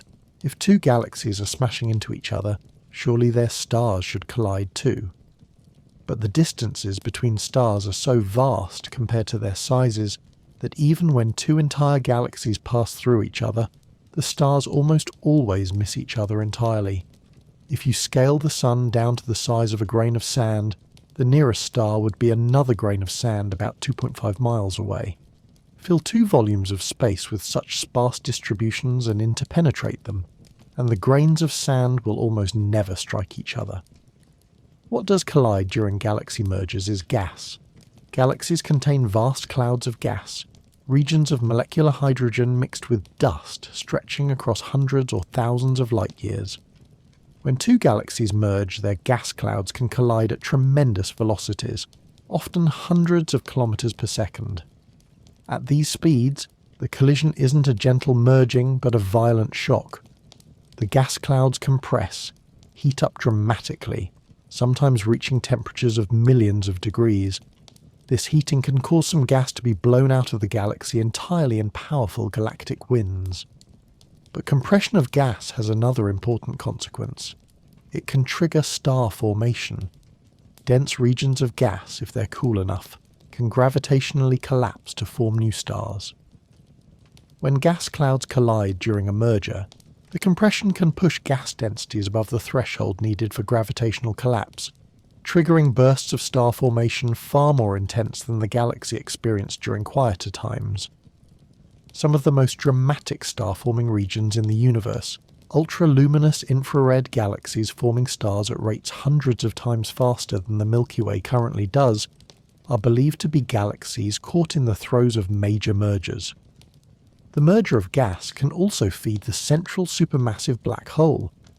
During a merger, gravitational torques and shocks can strip angular momentum from gas in the inner regions of the merging galaxies, causing it to spiral inward toward the centre.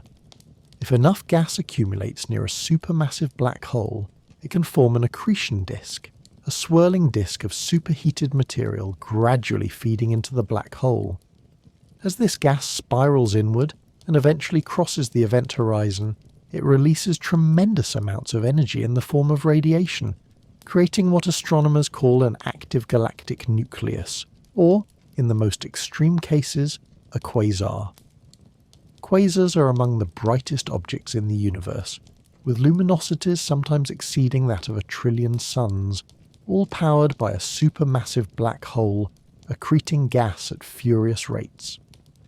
Most quasars are seen at large distances, meaning we're observing them as they were billions of years ago, early in cosmic history when galaxies were still forming and major mergers were more common. The Milky Way's central black hole is currently quiescent, not actively accreting significant amounts of material, but future mergers, particularly with the Large Magellanic Cloud, might change that, potentially turning our galaxy into an active galactic nucleus.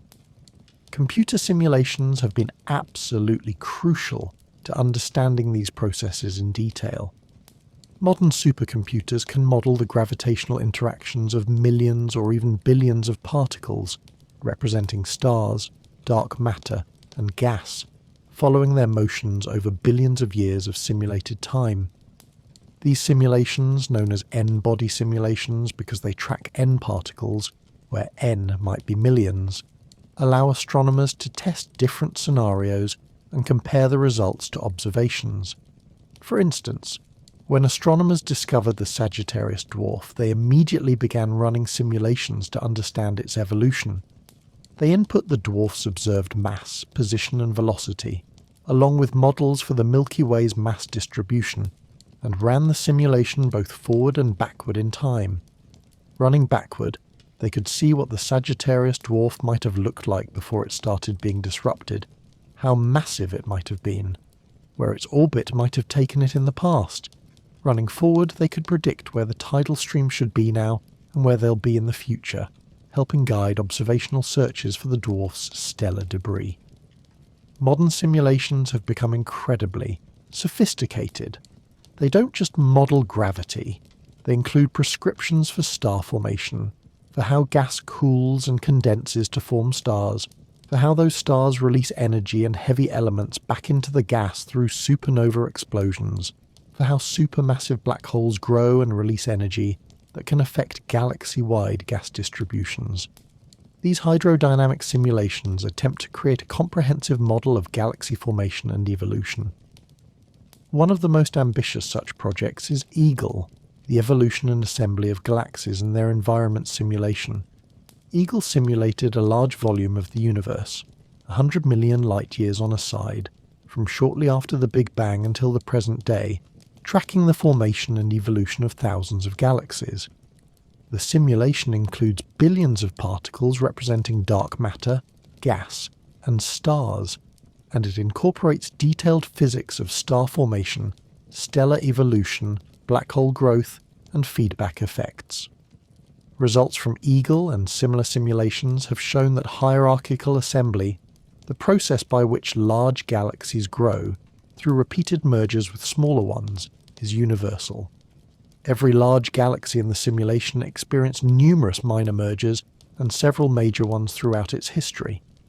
The simulations reproduce many observed properties of real galaxies, including the Milky Way, providing confidence that the basic physics is correct and that galactic cannibalism is indeed a fundamental process in galaxy evolution. These simulations have also been used to make predictions about specific future events, like the collision between the Milky Way and Andromeda.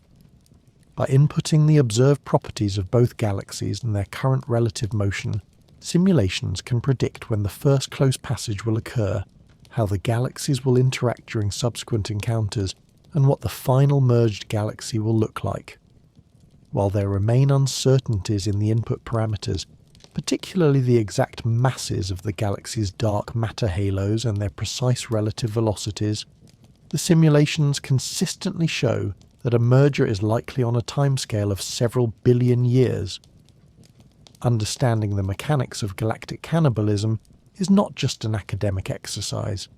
It's crucial for understanding how galaxies, including our own, came to have their current properties. The Milky Way's structure, its disk and bulge and halo, its stellar populations with their different ages and chemistries, its collection of globular clusters, even the slight warp in its disk, all bear the imprint of past and ongoing interactions with smaller galaxies. By studying these processes in detail, through observations of disrupting satellites and through sophisticated simulations, astronomers are reconstructing our galaxy's history, reading a story billions of years old written in the motions and compositions of stars scattered across the night sky. The stars themselves are the primary historical records of galactic cannibalism, carrying within them information about where they formed, when they formed, and what their parent galaxy was like.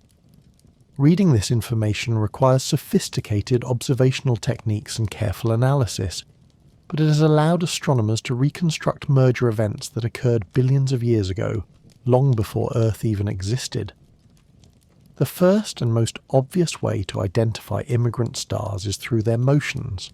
Stars native to the Milky Way's disk orbit the galactic centre in roughly circular paths, all moving in the same direction, the direction of the galaxy's rotation.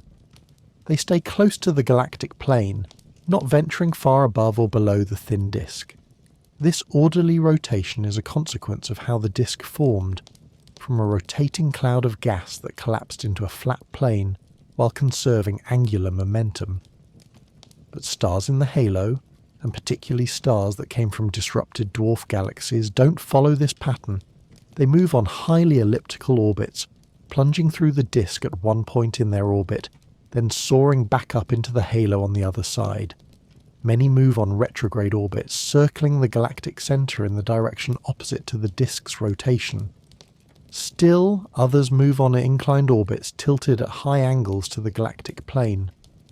These unusual motions immediately mark such stars as different, as objects that formed elsewhere or under different conditions than the disk stars. The Gaia satellite has revolutionized our ability to measure stellar motions. Before Gaia, measuring the three-dimensional velocity of a star required spectroscopic observations to determine radial velocity, motion toward or away from us, parallax measurements to determine distance, and proper motion measurements, angular motion across the sky, to determine transverse velocity. Each of these measurements was challenging and subject to significant errors, especially for faint distant stars. Gaia measures positions and proper motions for over 1 billion stars with unprecedented precision. For many of these stars, parallax-based distance measurements are also available, allowing three-dimensional positions to be calculated. When combined with spectroscopic radial velocity measurements, either from Gaia itself, which can measure radial velocities for the brightest stars, or from large ground-based spectroscopic surveys, full three-dimensional velocities can be determined for millions of stars. This has led to the discovery of numerous stellar streams and substructures in the halo. When a dwarf galaxy is tidally disrupted, its stars don't just scatter randomly. They continue to follow orbits related to the dwarf galaxy's original orbit, creating elongated structures called stellar streams. Because all the stars in a stream have similar orbits, they all have similar velocities, and they form coherent structures both in position and in velocity space. Gaia data has revealed dozens of these streams, many previously unknown, each potentially representing a different disrupted dwarf galaxy. But kinematics alone, the study of stellar motions, isn't enough to fully understand galactic cannibalism. Chemical composition provides crucial additional information. Different galaxies have different chemical enrichment histories, leaving distinct signatures in the chemical abundances of their stars. When massive stars explode as supernovae, they synthesize heavy elements in their cores and blast them into the interstellar medium. Subsequent generations of stars form from gas enriched by these supernova ejecta, incorporating these heavy elements into their composition. The term metallicity refers to the abundance of elements heavier than helium, and it serves as a rough proxy for how many previous generations of stars lived and died before a particular star formed. But it's not just the overall metallicity that matters. Different types of supernovae produce different abundance patterns. Type 2 supernovae, which come from the core collapse of massive stars and occur relatively soon after a burst of star formation, produce large amounts of alpha elements like oxygen, magnesium, silicon, and calcium.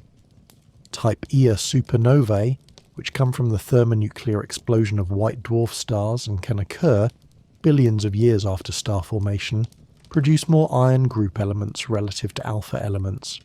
The ratio of alpha elements to iron, often expressed as A Fe, therefore depends on the star formation history of the galaxy. A galaxy with rapid, intense star formation will have higher Fe ratios because most stars form before Type Ia supernovae have time to occur. A galaxy with slower, more extended star formation will have lower Fe ratios because Type Ia supernovae have more time to pollute the interstellar medium with iron before stars form. Different dwarf galaxies, with their different masses and star formation histories, produce stars with different chemical abundance patterns. When these dwarf galaxies are consumed by the Milky Way, their stars retain these distinct chemical fingerprints. By measuring the chemical composition of halo stars, particularly their Fe ratios and the abundances of other elements, astronomers can identify populations that formed in different progenitor galaxies. Large spectroscopic surveys have been crucial to this work. Projects like the Sloan Digital Sky Survey's Apogee, Apache Point Observatory Galactic Evolution Experiment, program have obtained high-resolution spectra for hundreds of thousands of stars, measuring abundances for dozens of different elements. These chemical abundance patterns, when combined with the kinematic information from Gaia, allow astronomers to sort stars into different populations based on their likely origin. For instance, stars from the Gaia-Enceladus merger show relatively high metallicity for halo stars and distinctive AFE ratios compared to native Milky Way halo stars. They're also concentrated in a particular region of velocity space, the sausage shape in certain velocity plots that gave the merger its nickname. By identifying stars with these combined kinematic and chemical signatures, astronomers have assembled a census of tens of thousands of stars that almost certainly originated in the Gaia-Enceladus Dwarf Galaxy. This technique of chemically tagging stars based on their abundances is sometimes called stellar archaeology, or galactic archaeology. Just as terrestrial archaeologists reconstruct ancient civilizations from artifacts and ruins, galactic archaeologists reconstruct dead galaxies from the stars they left behind. Each star is an artifact, carrying information encoded in its orbit and chemistry about the conditions in its birth galaxy billions of years ago. But stars provide another kind of information, their ages. If we can determine when a star formed, and if we can identify that star as coming from a particular merger event, we can constrain when that merger occurred. Unfortunately, measuring stellar ages precisely is extremely difficult. Unlike trees, which form annual growth rings that can be counted, or rocks, which contain radioactive isotopes whose decay rates allow precise age dating, stars don't carry obvious age indicators. The primary method for estimating stellar ages involves comparing the star's observed properties, its luminosity, temperature, surface gravity, chemical composition, to theoretical models of stellar evolution. By matching the observations to models, astronomers can estimate what mass and age would produce a star with the observed properties. However, this method has significant uncertainties, particularly for stars more than a few billion years old, where different combinations of age and initial composition can produce similar observable properties.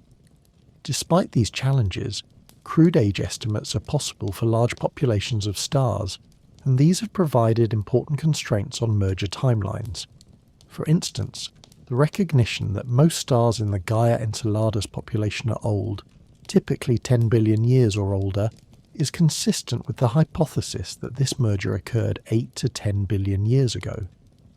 If the merger had been more recent, we would expect to see some younger stars, but the absence of young stars in this population suggests the progenitor dwarf galaxy had stopped forming stars before the merger occurred, consistent with the expected evolutionary path for a small dwarf elliptical galaxy. The Gaia satellite has also revealed more subtle structures in the Milky Way that provide evidence of past interactions. One particularly interesting discovery is the detection of phase space spirals in the disk. When astronomers plot the vertical positions of stars above or below the galactic plane against their vertical velocities, they see a striking spiral pattern.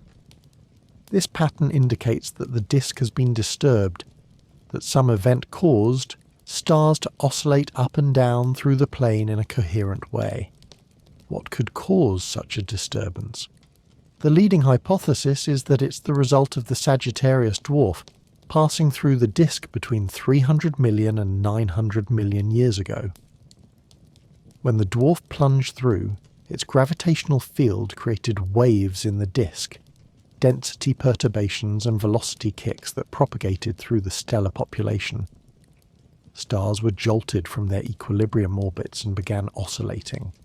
These oscillations, though individual for each star, create coherent patterns in the disk's structure when viewed collectively, patterns that persist for hundreds of millions of years after the initial perturbation. This is remarkably similar to what happens when you drop a pebble into a still pond. Ripples spread outward from the impact point, travelling across the water surface. The Milky Way's disk is ringing like a bell that was struck hundreds of millions of years ago, and we're only now, with Gaia's precise measurements, able to see these faint reverberations. Computer simulations have been essential for interpreting these observations. When astronomers discovered the phase-space spirals, they ran simulations of the Sagittarius dwarf's orbit and its interaction with the disk. The simulations showed that a passage through the disk at the right time and with the right properties could indeed produce patterns very similar to what Gaia observes. This provides independent confirmation of the Sagittarius dwarf's orbital history and demonstrates the disk's sensitivity to external perturbations. Future observations promise even richer data. The next generation of extremely large telescopes, including the Extremely Large Telescope, ELT, being built by the European Southern Observatory, and the 30-metre telescope, TMT, planned for Mauna Kea, will have the capability to obtain detailed spectra of faint stars, measuring chemical abundances with unprecedented precision for stars far out in the halo. These measurements will allow even finer dissection of the halo population into its constituent merger events. Similarly, future releases of Gaia data, as the satellite continues to observe and refine its measurements over its extended mission, will provide even more precise positions and velocities, revealing fainter structures and allowing better characterization of stellar streams. Some streams might be so faint or so dispersed that they're only barely detectable in current data, but with additional precision and coverage, they'll become clear. The story written in the stars is complex, a palimpsest of multiple events overlaid on each other, but astronomers are learning to read it. Each new technique, each new data set, each new simulation adds another piece to the puzzle, gradually revealing the Milky Way's history of cannibalism in ever greater detail. What emerges is not a simple story of a single primordial galaxy growing peacefully, but a turbulent history of violence and merger, of smaller galaxies consumed and incorporated, their stars scattered but not destroyed, forever marking their origin through the evidence encoded in their motions and compositions. To understand the present, we need to understand the past. The Milky Way we observe today, with its structured disk, its ancient bulge, its sparse halo, and its enormous dark matter envelope, is the product of billions of years of evolution, shaped profoundly by the galaxies it has consumed along the way. Let's rewind the cosmic clock and tell this story from the beginning. Approximately 13.8 billion years ago, the universe came into being in the Big Bang. For the first few 100,000 years, the universe was too hot for atoms to form. It was filled with a plasma of protons, electrons, and photons, opaque to light, gradually expanding and cooling. Eventually, about 380,000 years after the Big Bang, the universe cooled enough for electrons and protons to combine into neutral hydrogen atoms. This is known as recombination, and it marks the moment when the universe became transparent to light for the first time. But the early universe wasn't perfectly uniform. Tiny density fluctuations, quantum fluctuations from the earliest moments stretched to cosmic scales by inflation, meant some regions were slightly denser than average, others slightly less dense. Over millions of years, gravity amplified these differences. Denser regions attracted more matter, becoming denser still, while under-dense regions lost matter to their denser neighbours, becoming even more rarefied. The first structures to collapse were relatively small, perhaps a few million solar masses, containing dark matter along with hydrogen and helium gas. These primordial halos formed when the universe was perhaps a few 100 million years old. Within the densest cores of these halos, the gas cooled and condensed enough to form the first stars, marking the end of the cosmic dark ages and the beginning of the epoch of reionization. These first stars were very different from the Sun. They formed from primordial gas containing only hydrogen, helium, and trace amounts of lithium, completely lacking the heavier elements produced by stellar nucleosynthesis. As a result, they were likely extremely massive, perhaps 100 to 300 times the mass of the Sun, burning through their fuel in only a few million years before exploding as extraordinarily energetic supernovae. These explosions synthesized the first heavy elements and dispersed them into the surrounding gas, enriching it and making subsequent generations of stars more similar to the stars we see today. Over hundreds of millions of years, these small proto-galaxies, what astronomers call dwarf galaxies, or subhalos, continued to grow and merge. Hierarchical structure formation, predicted by the cold, dark matter model of cosmology, describes how smaller structures merge to form progressively larger ones. Two small proto-galaxies, each containing perhaps 1 million stars, collide and merge to form a slightly larger galaxy. This larger galaxy then encounters and merges with other similar structures, growing in a stepwise fashion. The galaxy that would become the Milky Way began as one such proto-galaxy, indistinguishable from countless others, forming stars from primordial gas in the early universe. But it happened to reside in a region that would become slightly overdense compared to its surroundings, giving it a gravitational advantage. It attracted and merged with more neighbours than average, growing faster than typical. By about 10 billion years ago, the proto-Milky Way had assembled much of its current mass through mergers. The Gaia-Enceladus merger, the last major collision our galaxy experienced, occurred around this time. This was not a gentle accretion of a small satellite. It was a violent collision between two substantial galaxies. The merger heated the proto-Milky Way's disk, puffed up its vertical structure, and contributed a significant fraction of the stars that now populate the inner halo. After Gaia-Enceladus, the Milky Way continued to evolve, but primarily through minor mergers with smaller dwarf galaxies rather than major collisions with comparable mass galaxies. The galaxy's disk settled, stars formed from the remaining gas, and the spiral structure developed. The central bar, that elongated structure of stars stretching across the galactic centre, likely formed during this period, possibly stabilised by the dark matter halo's gravitational influence. Throughout this time, smaller dwarf galaxies continued to fall into the Milky Way. Some, like the Helmy Stream's progenitor or the Virgo Radial Merger's progenitor, were substantial enough to leave clear signatures that we can detect today. Others were smaller, perhaps containing only a few million stars or less, and their signatures have been mixed into the general halo population beyond easy recognition. This process of hierarchical assembly explains why the galactic halo is so metal-poor and old compared to the disk.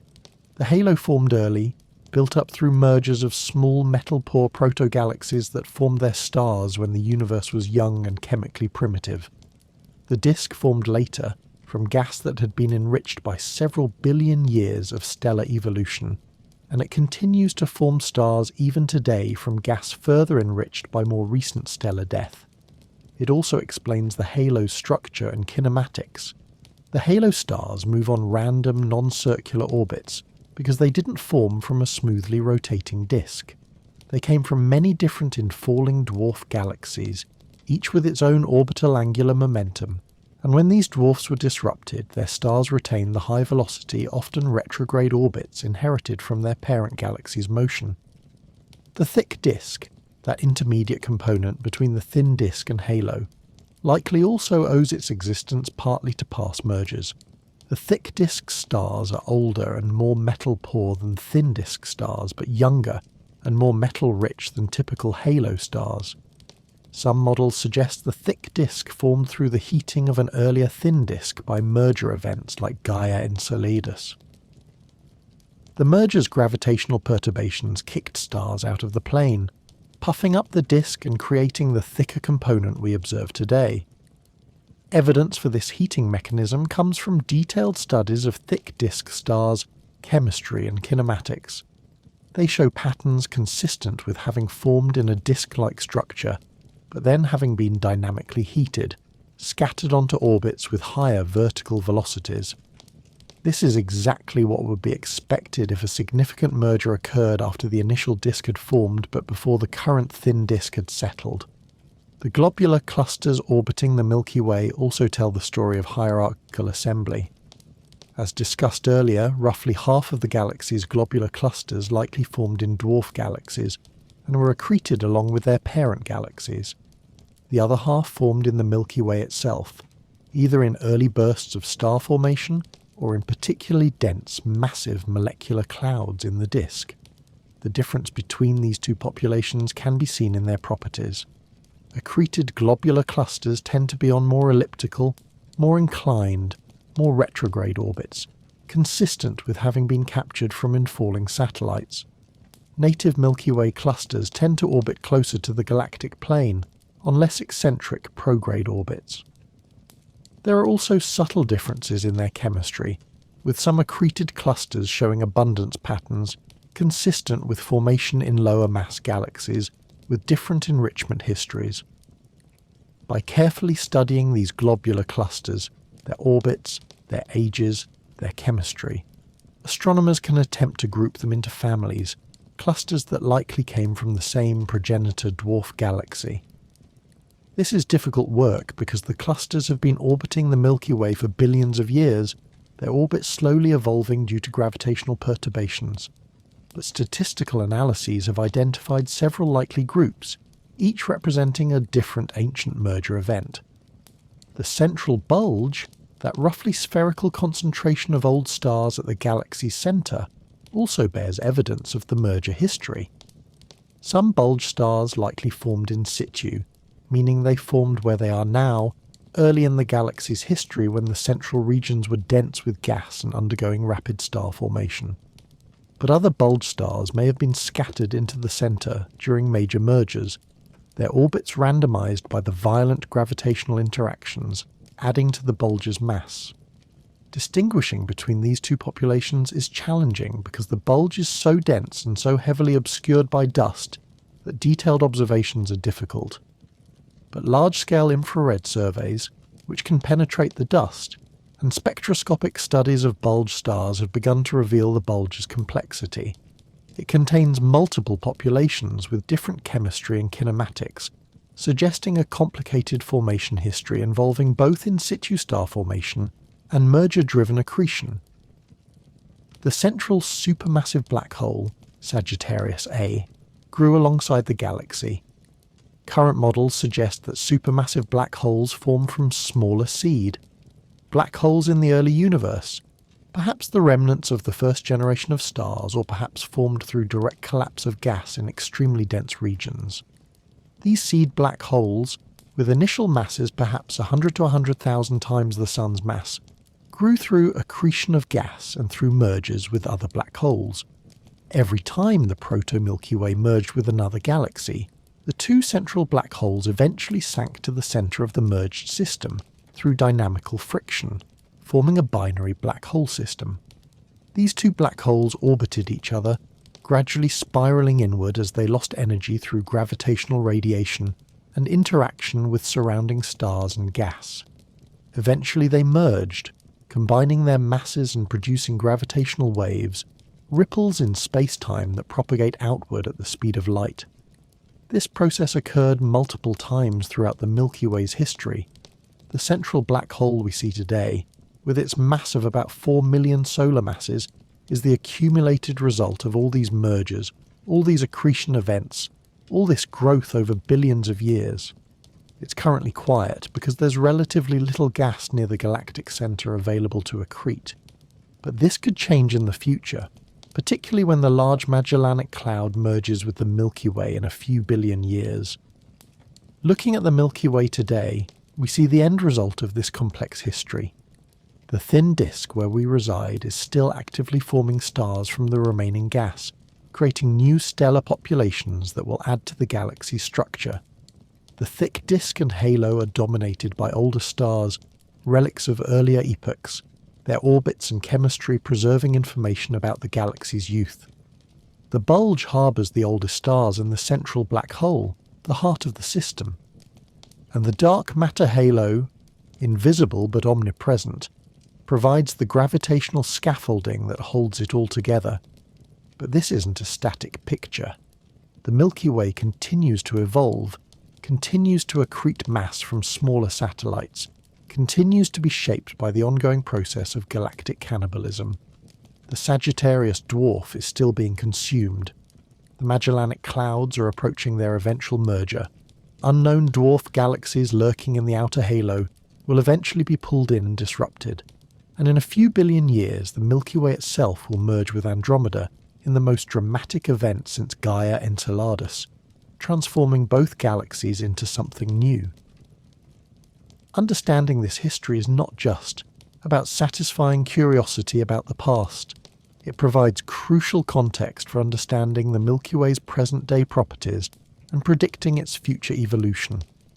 The galaxy's structure, its stellar populations, its chemical enrichment, all result from this violent history of growth through merger. By reconstructing this history through observations and simulations, astronomers learn not just about our galaxy, but about galaxy formation and evolution throughout the universe. The Milky Way is not unique in having grown through hierarchical assembly. Simulations show that essentially every large galaxy in the universe has a similar history of mergers and accretion. The specific details differ from galaxy to galaxy based on their local environments and random encounters with other galaxies, but the fundamental process is universal. Understanding the Milky Way's growth history thus provides insight into galaxy evolution writ large, across cosmic time and throughout the universe. While we've explored the Milky Way's past and present acts of cannibalism, the future holds even more dramatic events. Several galaxies are currently on collision courses with the Milky Way, their fates sealed by gravity's inexorable pull.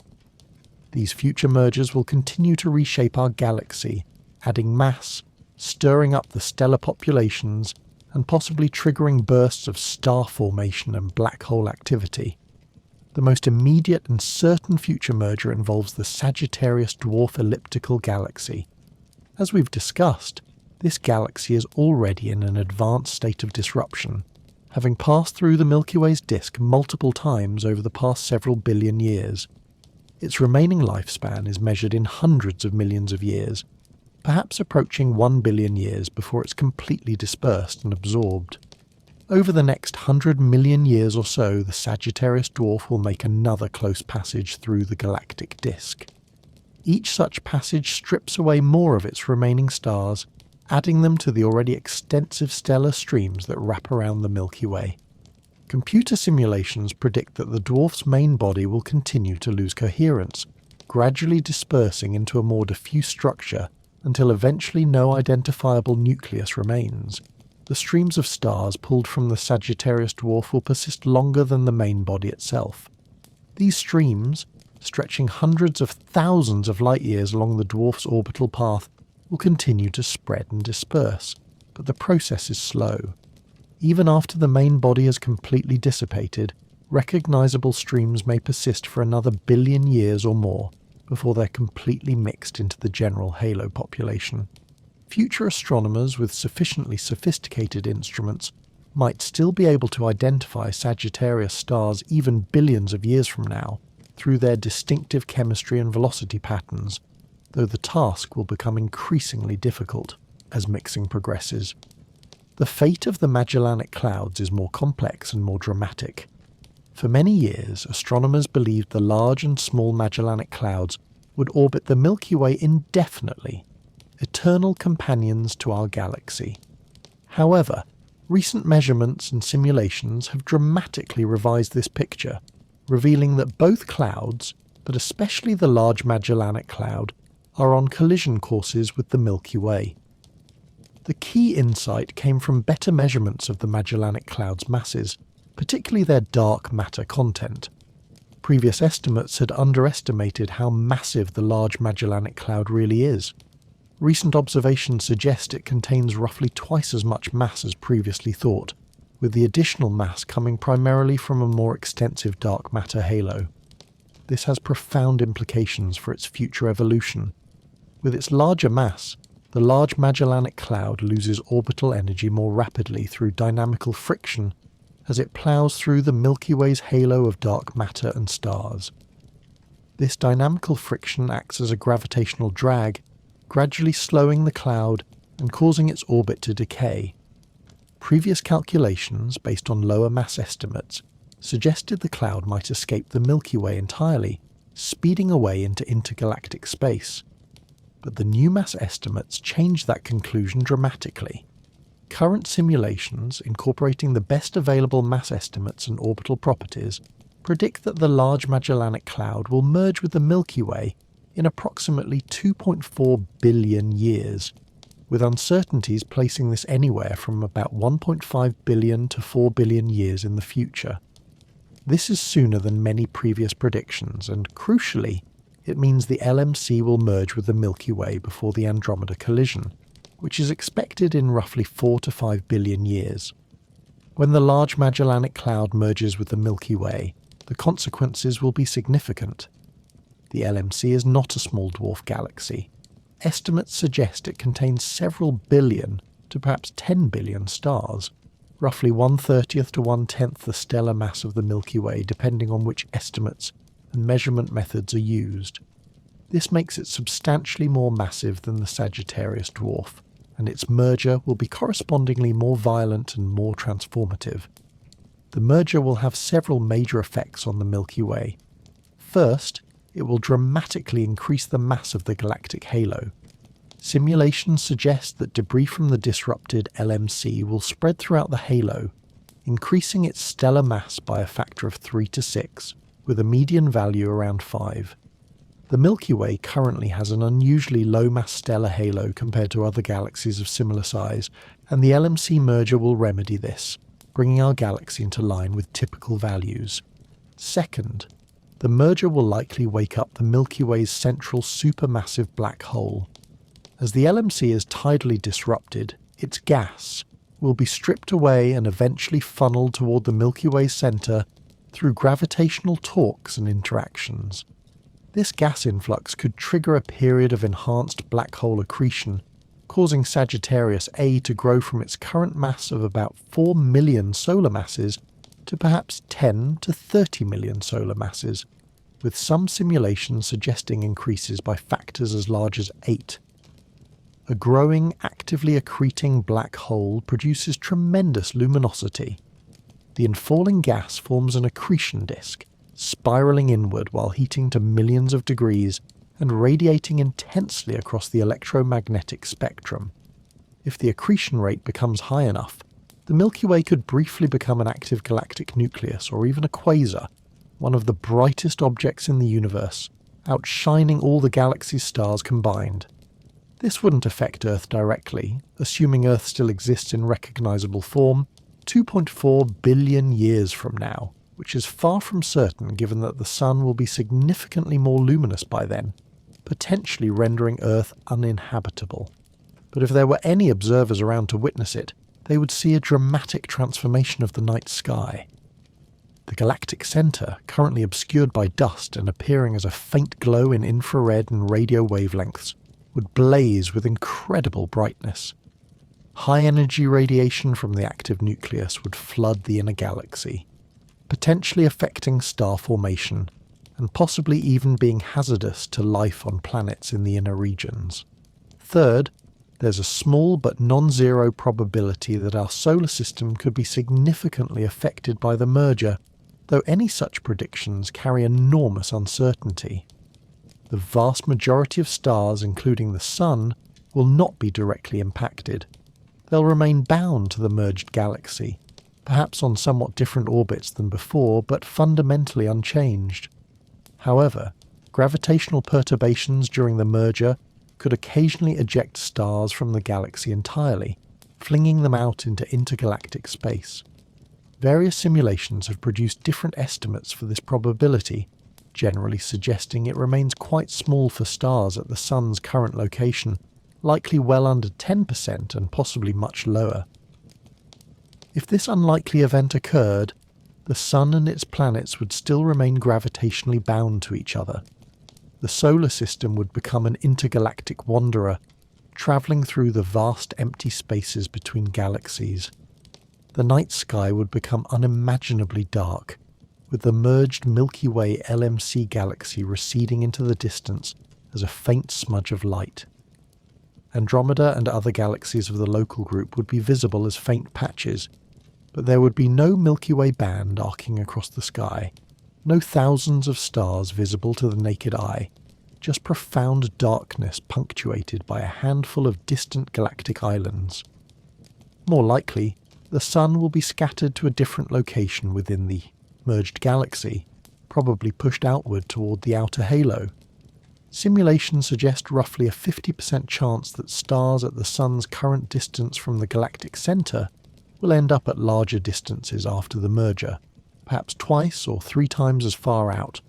From such a location, the galactic disk would appear more distant and less prominent in the sky, but still clearly visible. the Small Magellanic Cloud's fate is tied to the Large Magellanic Cloud.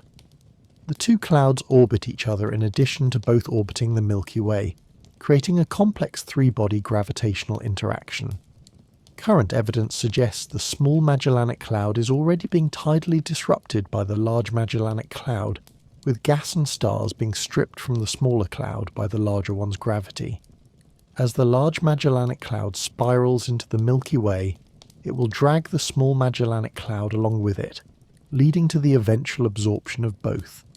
The Magellanic Stream, that vast river of gas extending from the Magellanic Clouds and wrapping partway around the Milky Way, represents ongoing mass loss from the clouds. This stream contains an estimated 1 to 2 billion solar masses of gas, material that's already been stripped from the clouds, primarily from the Small Magellanic Cloud, over the past few billion years. As the clouds approach merger, the rate of gas loss will increase, potentially feeding enhanced star formation in the Milky Way's halo, where the stripped gas interacts with existing Milky Way gas. Beyond the Magellanic Clouds, several smaller dwarf galaxies orbit the Milky Way at larger distances, and some of these will also eventually be consumed.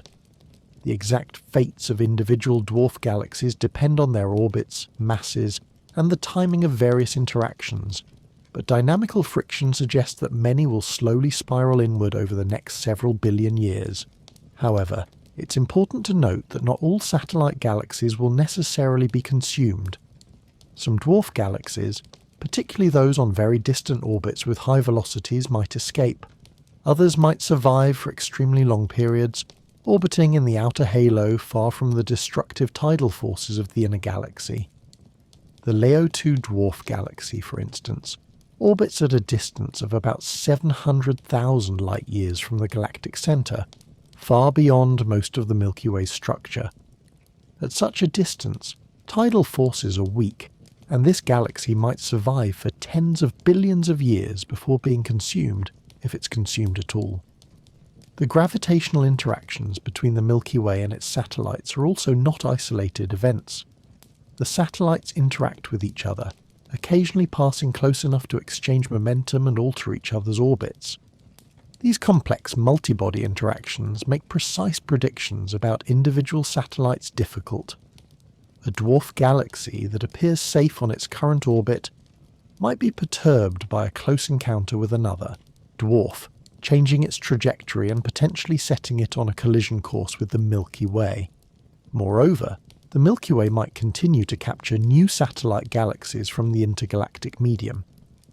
While most of the dwarf galaxies in the local group are already known and catalogued, it's possible that additional, extremely faint dwarfs exist but haven't yet been detected. As surveys become more sensitive, covering larger areas of sky to fainter limits, new satellites might be discovered, each with its own eventual fate of merger or escape. The timescales for these future mergers range from hundreds of millions of years for the final dissolution of the Sagittarius Dwarf to several billion years for the Large Magellanic Cloud merger. On human timescales, these are unimaginably long periods. Hundreds of millions of years ago, the most advanced life on Earth consisted of simple marine organisms. Dinosaurs wouldn't appear for another couple 100 million years. Billions of years ago, Earth had barely formed, and life consisted of single-celled organisms with no nucleus. Yet on cosmic timescales, these are relatively brief periods. The universe is 13.8 billion years old. Galaxies typically have lifespans measured in tens of billions of years. The events we're discussing, while far in the future by human standards, are imminent in cosmic terms. They're the next chapters in an ongoing story of galactic evolution through merger and accretion, a story that will continue as long as gravity operates and galaxies exist. The Milky Way's menu of future meals is thus substantial and varied, from the slow consumption of the dying Sagittarius Dwarf to the dramatic merger with the Large Magellanic Cloud, to the eventual incorporation of various smaller satellites. Each of these events will add mass to the galaxy, stir up its structure, possibly trigger bursts of star formation, and generally continue the process of growth and evolution that has characterized the Milky Way throughout its existence. but all of these pale in comparison to what comes next, the ultimate collision with Andromeda. Looking forward to the most distant future we can reasonably predict, the Milky Way's ultimate fate involves a collision with the Andromeda Galaxy, our nearest large galactic neighbour. This event, if it occurs, will be the most dramatic transformation our galaxy has experienced since the Gaia-Enceladus merger billions of years ago, and it will fundamentally reshape both galaxies into something entirely new. The Andromeda Galaxy, also known as M31 or Messier 31, is visible to the naked eye from dark sites as a faint, elongated smudge in the constellation Andromeda. At a distance of approximately 2.5 million light-years, it's one of the farthest objects visible without optical aid, yet also one of our closest extragalactic neighbours. Like the Milky Way, Andromeda is a large spiral galaxy with hundreds of billions of stars, though it's somewhat larger and more massive than our own galaxy, containing perhaps 1 trillion stars compared to our few hundred billion. Spectroscopic observations of Andromeda, first made in the early 20th century, revealed something surprising. The galaxy's light is blue-shifted rather than red-shifted. Unlike the vast majority of galaxies in the universe, which are moving away from us due to cosmic expansion, and thus show light shifted toward longer, redder wavelengths, Andromeda shows light shifted towards shorter, bluer wavelengths. This indicates Andromeda is moving toward us, approaching at a velocity of approximately 110 kilometers per second, or about 250,000 miles per hour. This inward motion has been known for over a century, but knowing that Andromeda is approaching didn't immediately reveal whether it would collide with the Milky Way. The crucial missing information was Andromeda's tangential velocity, its motion perpendicular to our line of sight. If Andromeda was moving mostly toward us with little sideways motion, a collision was inevitable. But if it had substantial tangential velocity, it might miss us, passing by in the distance like a truck speeding past on a highway. Measuring tangential velocity requires detecting the galaxy's proper motion, its angular motion across the celestial sphere. For a galaxy 2.5 million light-years away, this proper motion is incredibly tiny, far too small to detect through direct imaging even over many years. What was needed was a way to measure the positions of stars in Andromeda with extreme precision and compare measurements made years apart to detect the subtle shift. The Hubble Space Telescope provided the solution. In 2012, astronomers announced results from a multi-year study using Hubble to measure the positions of stars in Andromeda with unprecedented precision. By comparing observations taken in 2002 with observations taken in 2010, they could measure Andromeda's proper motion and determine its tangential velocity. The results were clear. Andromeda's tangential velocity is small, too small to avoid a collision. The Milky Way and Andromeda are on a collision course. Based on these measurements and computer simulations, astronomers predicted that the first close passage between the two galaxies would occur in approximately 375 to 4 billion years. However, it's important to understand what collision means in this context. Galaxies don't collide like solid objects crashing together. They pass through each other, their stars sailing past each other without individual collisions, but their gravitational fields interacting intensely, stretching and distorting both galaxies, stirring up their structures, triggering waves of star formation and gradually sapping orbital energy through tidal forces. The first passage won't result in an immediate merger. After the initial close encounter, the two galaxies will separate again, carried apart by their orbital motion. But they'll be gravitationally bound to each other, destined to fall back together. Over the next few billion years, they'll execute a complex dance, approaching and receding, each passage drawing them closer, until finally, some 5 to 7 billion years from now, they'll merge completely, their stellar populations mixing, their gas clouds colliding and forming new stars, their central supermassive black holes spiraling together and eventually merging. The resulting galaxy will bear little resemblance to either of its progenitors, Computer simulations consistently show that the merger of two large spiral galaxies produces an elliptical galaxy, a roughly spherical or ellipsoidal system with no remaining spiral structure, no organised disk, just stars moving on randomised orbits in all directions. This merged galaxy has already been nicknamed Milkomeda or Milkdromeda, though by the time it forms there will be no humans around to call it anything. For Earth and the solar system, if they still exist, the direct effects will likely be minimal. As mentioned earlier, stars don't collide during galactic mergers because they're too small and too widely separated. The Sun and its planets will almost certainly survive the merger intact, gravitationally bound to each other as they've been for billions of years. However, our solar system's position within the galaxy will likely change. Current simulations suggest approximately a 50% probability that the Sun will end up farther from the centre of the merged galaxy than it is now, perhaps 2 to 3 times its current distance.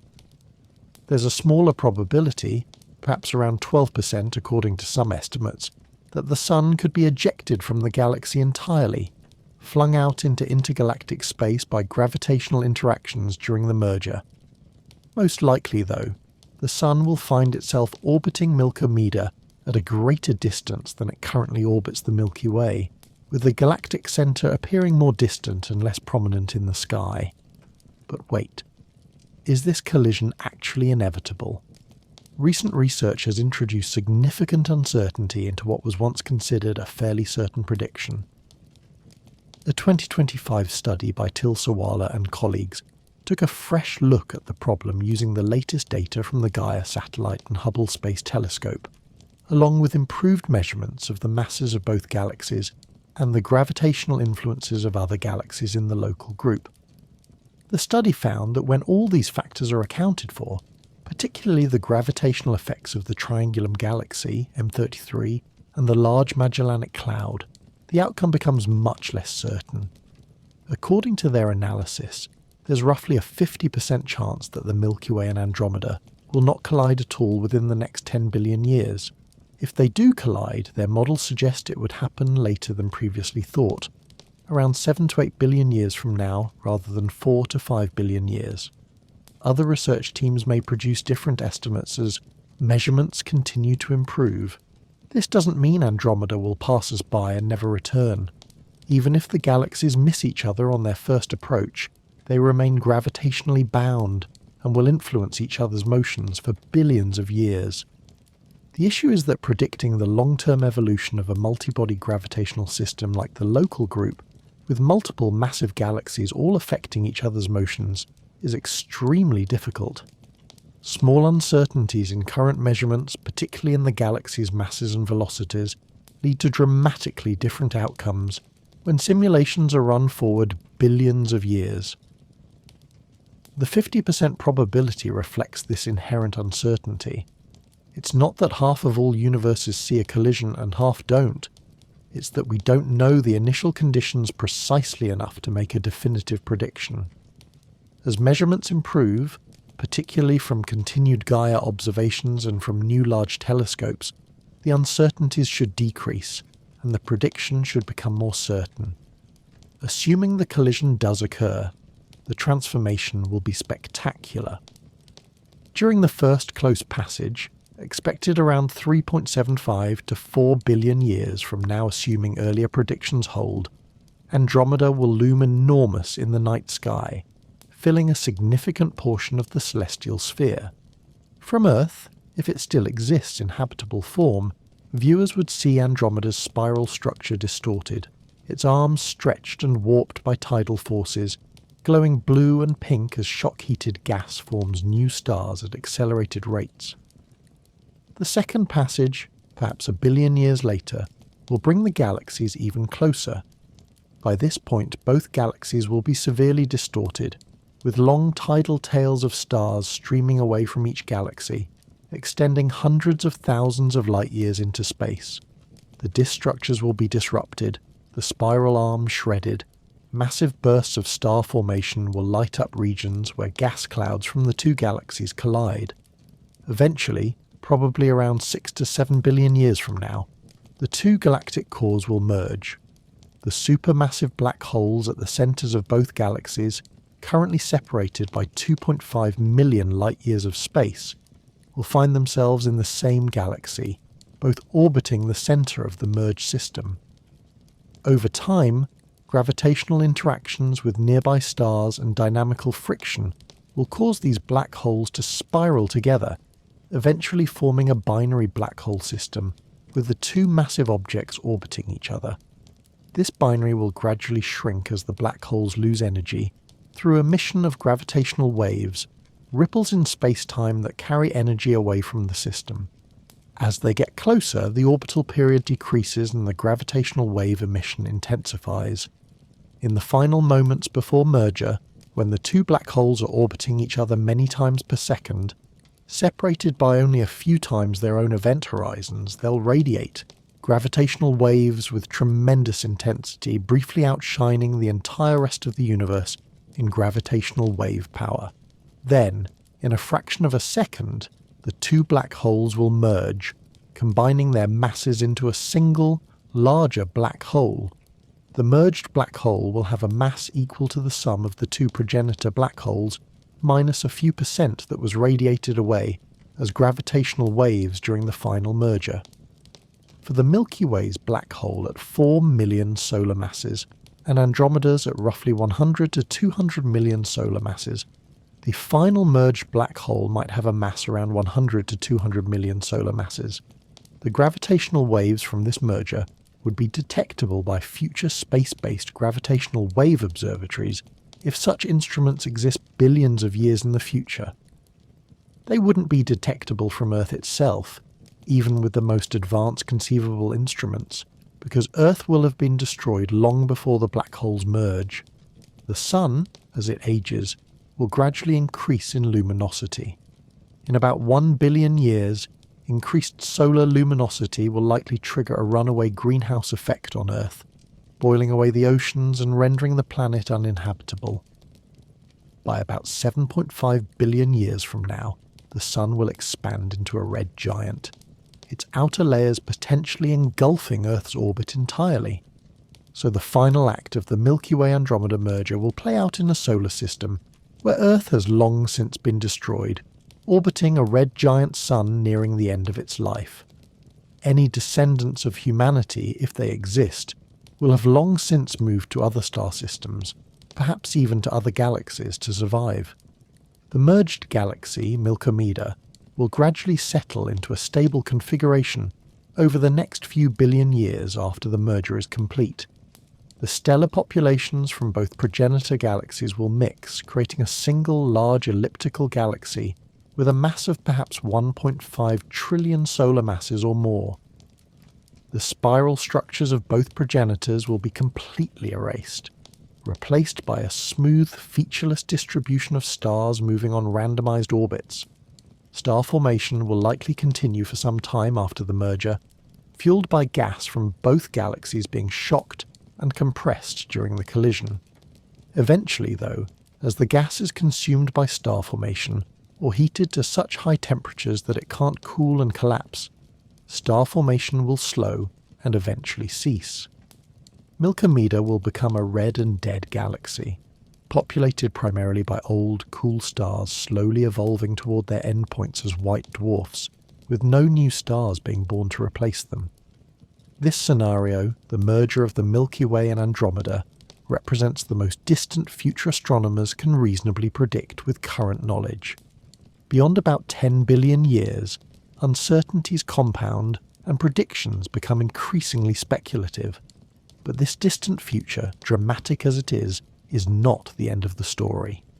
Milkomeda will continue to exist for tens of billions of years more, slowly evolving, its stars gradually dying, until eventually, trillions of years from now, the last stars wink out and the galaxy becomes a graveyard of stellar remnants, white dwarfs, neutron stars, and black holes slowly drifting through space in a universe grown dark and cold.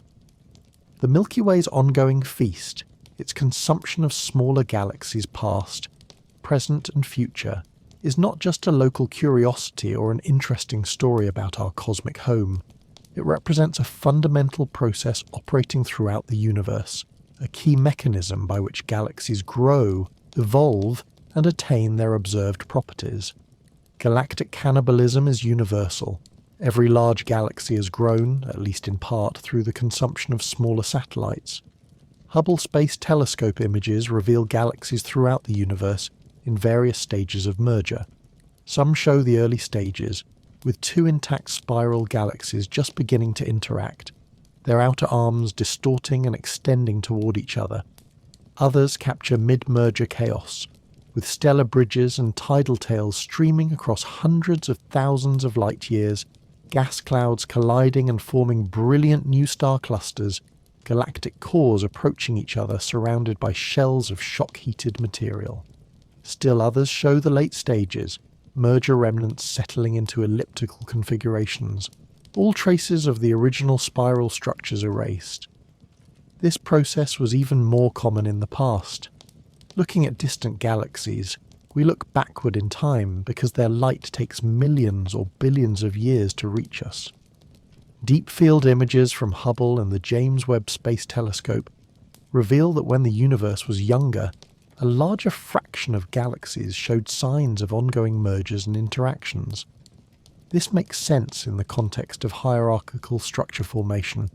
In the early universe, galaxies were smaller on average, and close encounters between galaxies were more common because space was more crowded. Over time, small galaxies merged to form larger ones, and the average distance between galaxies increased due to cosmic expansion, making mergers less frequent. The prevalence of major mergers peaked somewhere around 10 billion years ago, during what's sometimes called the Epoch of Disk Assembly, when many galaxies were building their disk structures through the accretion of gas and minor mergers. The Milky Way's Gaia-Enceladus merger fits right into this epoch, occurring at a time when many galaxies throughout the universe were experiencing similar transformative events. Since then, major mergers have become rarer, though minor mergers continue. Most large galaxies today, including the Milky Way, are primarily growing through the accretion of small dwarf galaxies, rather than through collisions with other large spirals. The Andromeda Milky Way collision, if it occurs, will be unusual in the modern universe, though not unprecedented. Similar, collisions between large galaxies do occur, just less frequently than they did billions of years ago. Understanding galactic cannibalism has profound implications for our understanding of galaxy formation and evolution. The hierarchical assembly model, where small structures merge to form progressively larger ones, is a fundamental prediction of the cold dark matter cosmology that has become the standard model for how cosmic structure formed. The observation that galaxies really do grow through mergers, that we can identify the stellar streams and chemical signatures of past mergers in the Milky Way and other galaxies, provides strong support for this cosmological model. It also helps explain several observed properties of galaxies that were previously puzzling. For instance, the fact that elliptical galaxies, those smooth, featureless systems, tend to be found in dense cluster environments where galaxy interactions are common, while spiral galaxies like the Milky Way tend to be found in less dense regions. Makes sense if major mergers between spiral galaxies produce elliptical galaxies. Ellipticals aren't a separate evolutionary path, they're the end state of spiral galaxy mergers. Similarly, the existence of galactic halos, those extended spheroidal distributions of old, metal-poor stars surrounding galaxies, can be explained as accretion debris, the accumulated wreckage of many small dwarf galaxies consumed over billions of years. The halo stars didn't form in a smooth collapse of primordial gas, as once thought, but were delivered to the galaxy through violent merger events that scattered stars onto randomized orbits. The role of dark matter in these processes cannot be overstated. Without dark matter, dwarf galaxies wouldn't survive long enough to be observed being consumed. They would be torn apart much more quickly by tidal forces because the visible matter alone doesn't provide enough gravitational binding. The dark matter halos surrounding dwarf galaxies are what allow them to remain partially intact even as they pass through the Milky Way's disk multiple times. Similarly, the Milky Way's own dark matter halo is crucial for capturing satellites through dynamical friction, and for providing the gravitational potential well that determines the overall structure and dynamics of the system. Observations of galactic mergers also provide important constraints on dark matter's properties. If dark matter consisted of ordinary matter in some dark form, like black holes or brown dwarfs, it would behave somewhat differently during mergers than if it consists of exotic particles that interact only through gravity. The observed properties of mergers, including the distributions of stellar debris and the survival times of dwarf galaxies, favour the exotic particle interpretation, providing indirect evidence that dark matter really is fundamentally different from ordinary matter. For humanity, contemplating these cosmic processes provides perspective on our place in the universe. We live on a small planet orbiting an ordinary star in an unremarkable part of a large galaxy. But that galaxy itself has a violent history written in the motions and compositions of its billions of stars. The atoms in our bodies, synthesized in the cores of ancient stars that lived and died before the sun was born, might have formed in a dwarf galaxy long since consumed by the Milky Way, their parent galaxy's identity erased but its stellar legacy living on in us. The future transformations awaiting our galaxy, from the complete absorption of the Sagittarius Dwarf to the dramatic merger with the Large Magellanic Cloud to the ultimate collision with Andromeda, place our civilization's time span in context. All of human history, from the first agriculture to the present day, spans perhaps 10,000 years. The dinosaurs dominated Earth for 165 million years.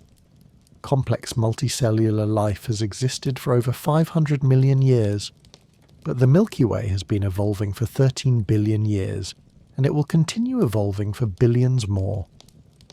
We're living at a particular moment in this grand story, a moment when the Sagittarius Dwarf is visible being torn apart, when the Magellanic Clouds are beginning their fatal inward spiral, when the scars of ancient mergers can still be detected in the halo's stellar populations. Future civilizations, if any exist, will see a different galaxy, one transformed by the mergers we can predict but not witness. Past civilizations, had they existed on some planet orbiting a star billions of years ago, would have seen a younger Milky Way with different satellites, different structures, a different appearance in its night sky. The Milky Way is not eternal and unchanging. It's dynamic, evolving, growing through the consumption of its neighbours, its structure constantly being reshaped by gravitational interactions, operating across vast reaches of space and time. Understanding this dynamism, reading the history written in stellar motions and compositions, predicting the future through careful observation and sophisticated simulation, represents one of astronomy's great achievements. We began by noting that the Milky Way is eating other galaxies right now. We've explored how this process works, identified the victims being consumed, reconstructed the history of past cannibalism, and predicted future mergers yet to come.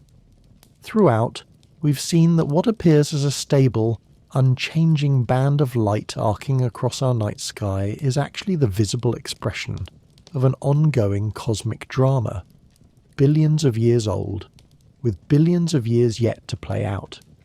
The galaxy we call home is a predator, growing fat on the corpses of smaller galaxies, and it has been doing so since its formation in the early universe. Every star in the halo, every globular cluster on an unusual orbit, every stellar stream wrapping around the galaxy, tells part of this story. We are privileged to live in an era when technology and understanding have advanced enough to read this story, to see the evidence of galactic cannibalism playing out in our own backyard. As you look up at the night sky, perhaps from a dark site far from city lights, where the Milky Way is visible in all its glory, remember that what you're seeing is not a fixed structure but a growing, evolving, changing galaxy in the midst of consuming its neighbours. Somewhere overhead, invisible to your eyes but detectable through sophisticated telescopes, streams of stars torn from the Sagittarius Dwarf are drifting past. former citizens of a doomed galaxy now becoming part of our own. In a few billion years, stars from the Magellanic Clouds will join them, and billions of years after that, Andromeda's stars will merge with the Milky Ways, creating something new from the collision of two ancient spiral galaxies. This is the cosmos. Dynamic, violent, beautiful, constantly creating and destroying, building new structures from old, operating on timescales that dwarf human comprehension, but which are comprehensible through science and mathematics and patient observation. The Milky Way is eating other galaxies right now. This is not a metaphor or an exaggeration. It is fact, observable, measurable, predictable. It is the story of our galaxy, the story of galaxy evolution throughout the universe, and it is a story we're only now learning to read in its full complexity and grandeur.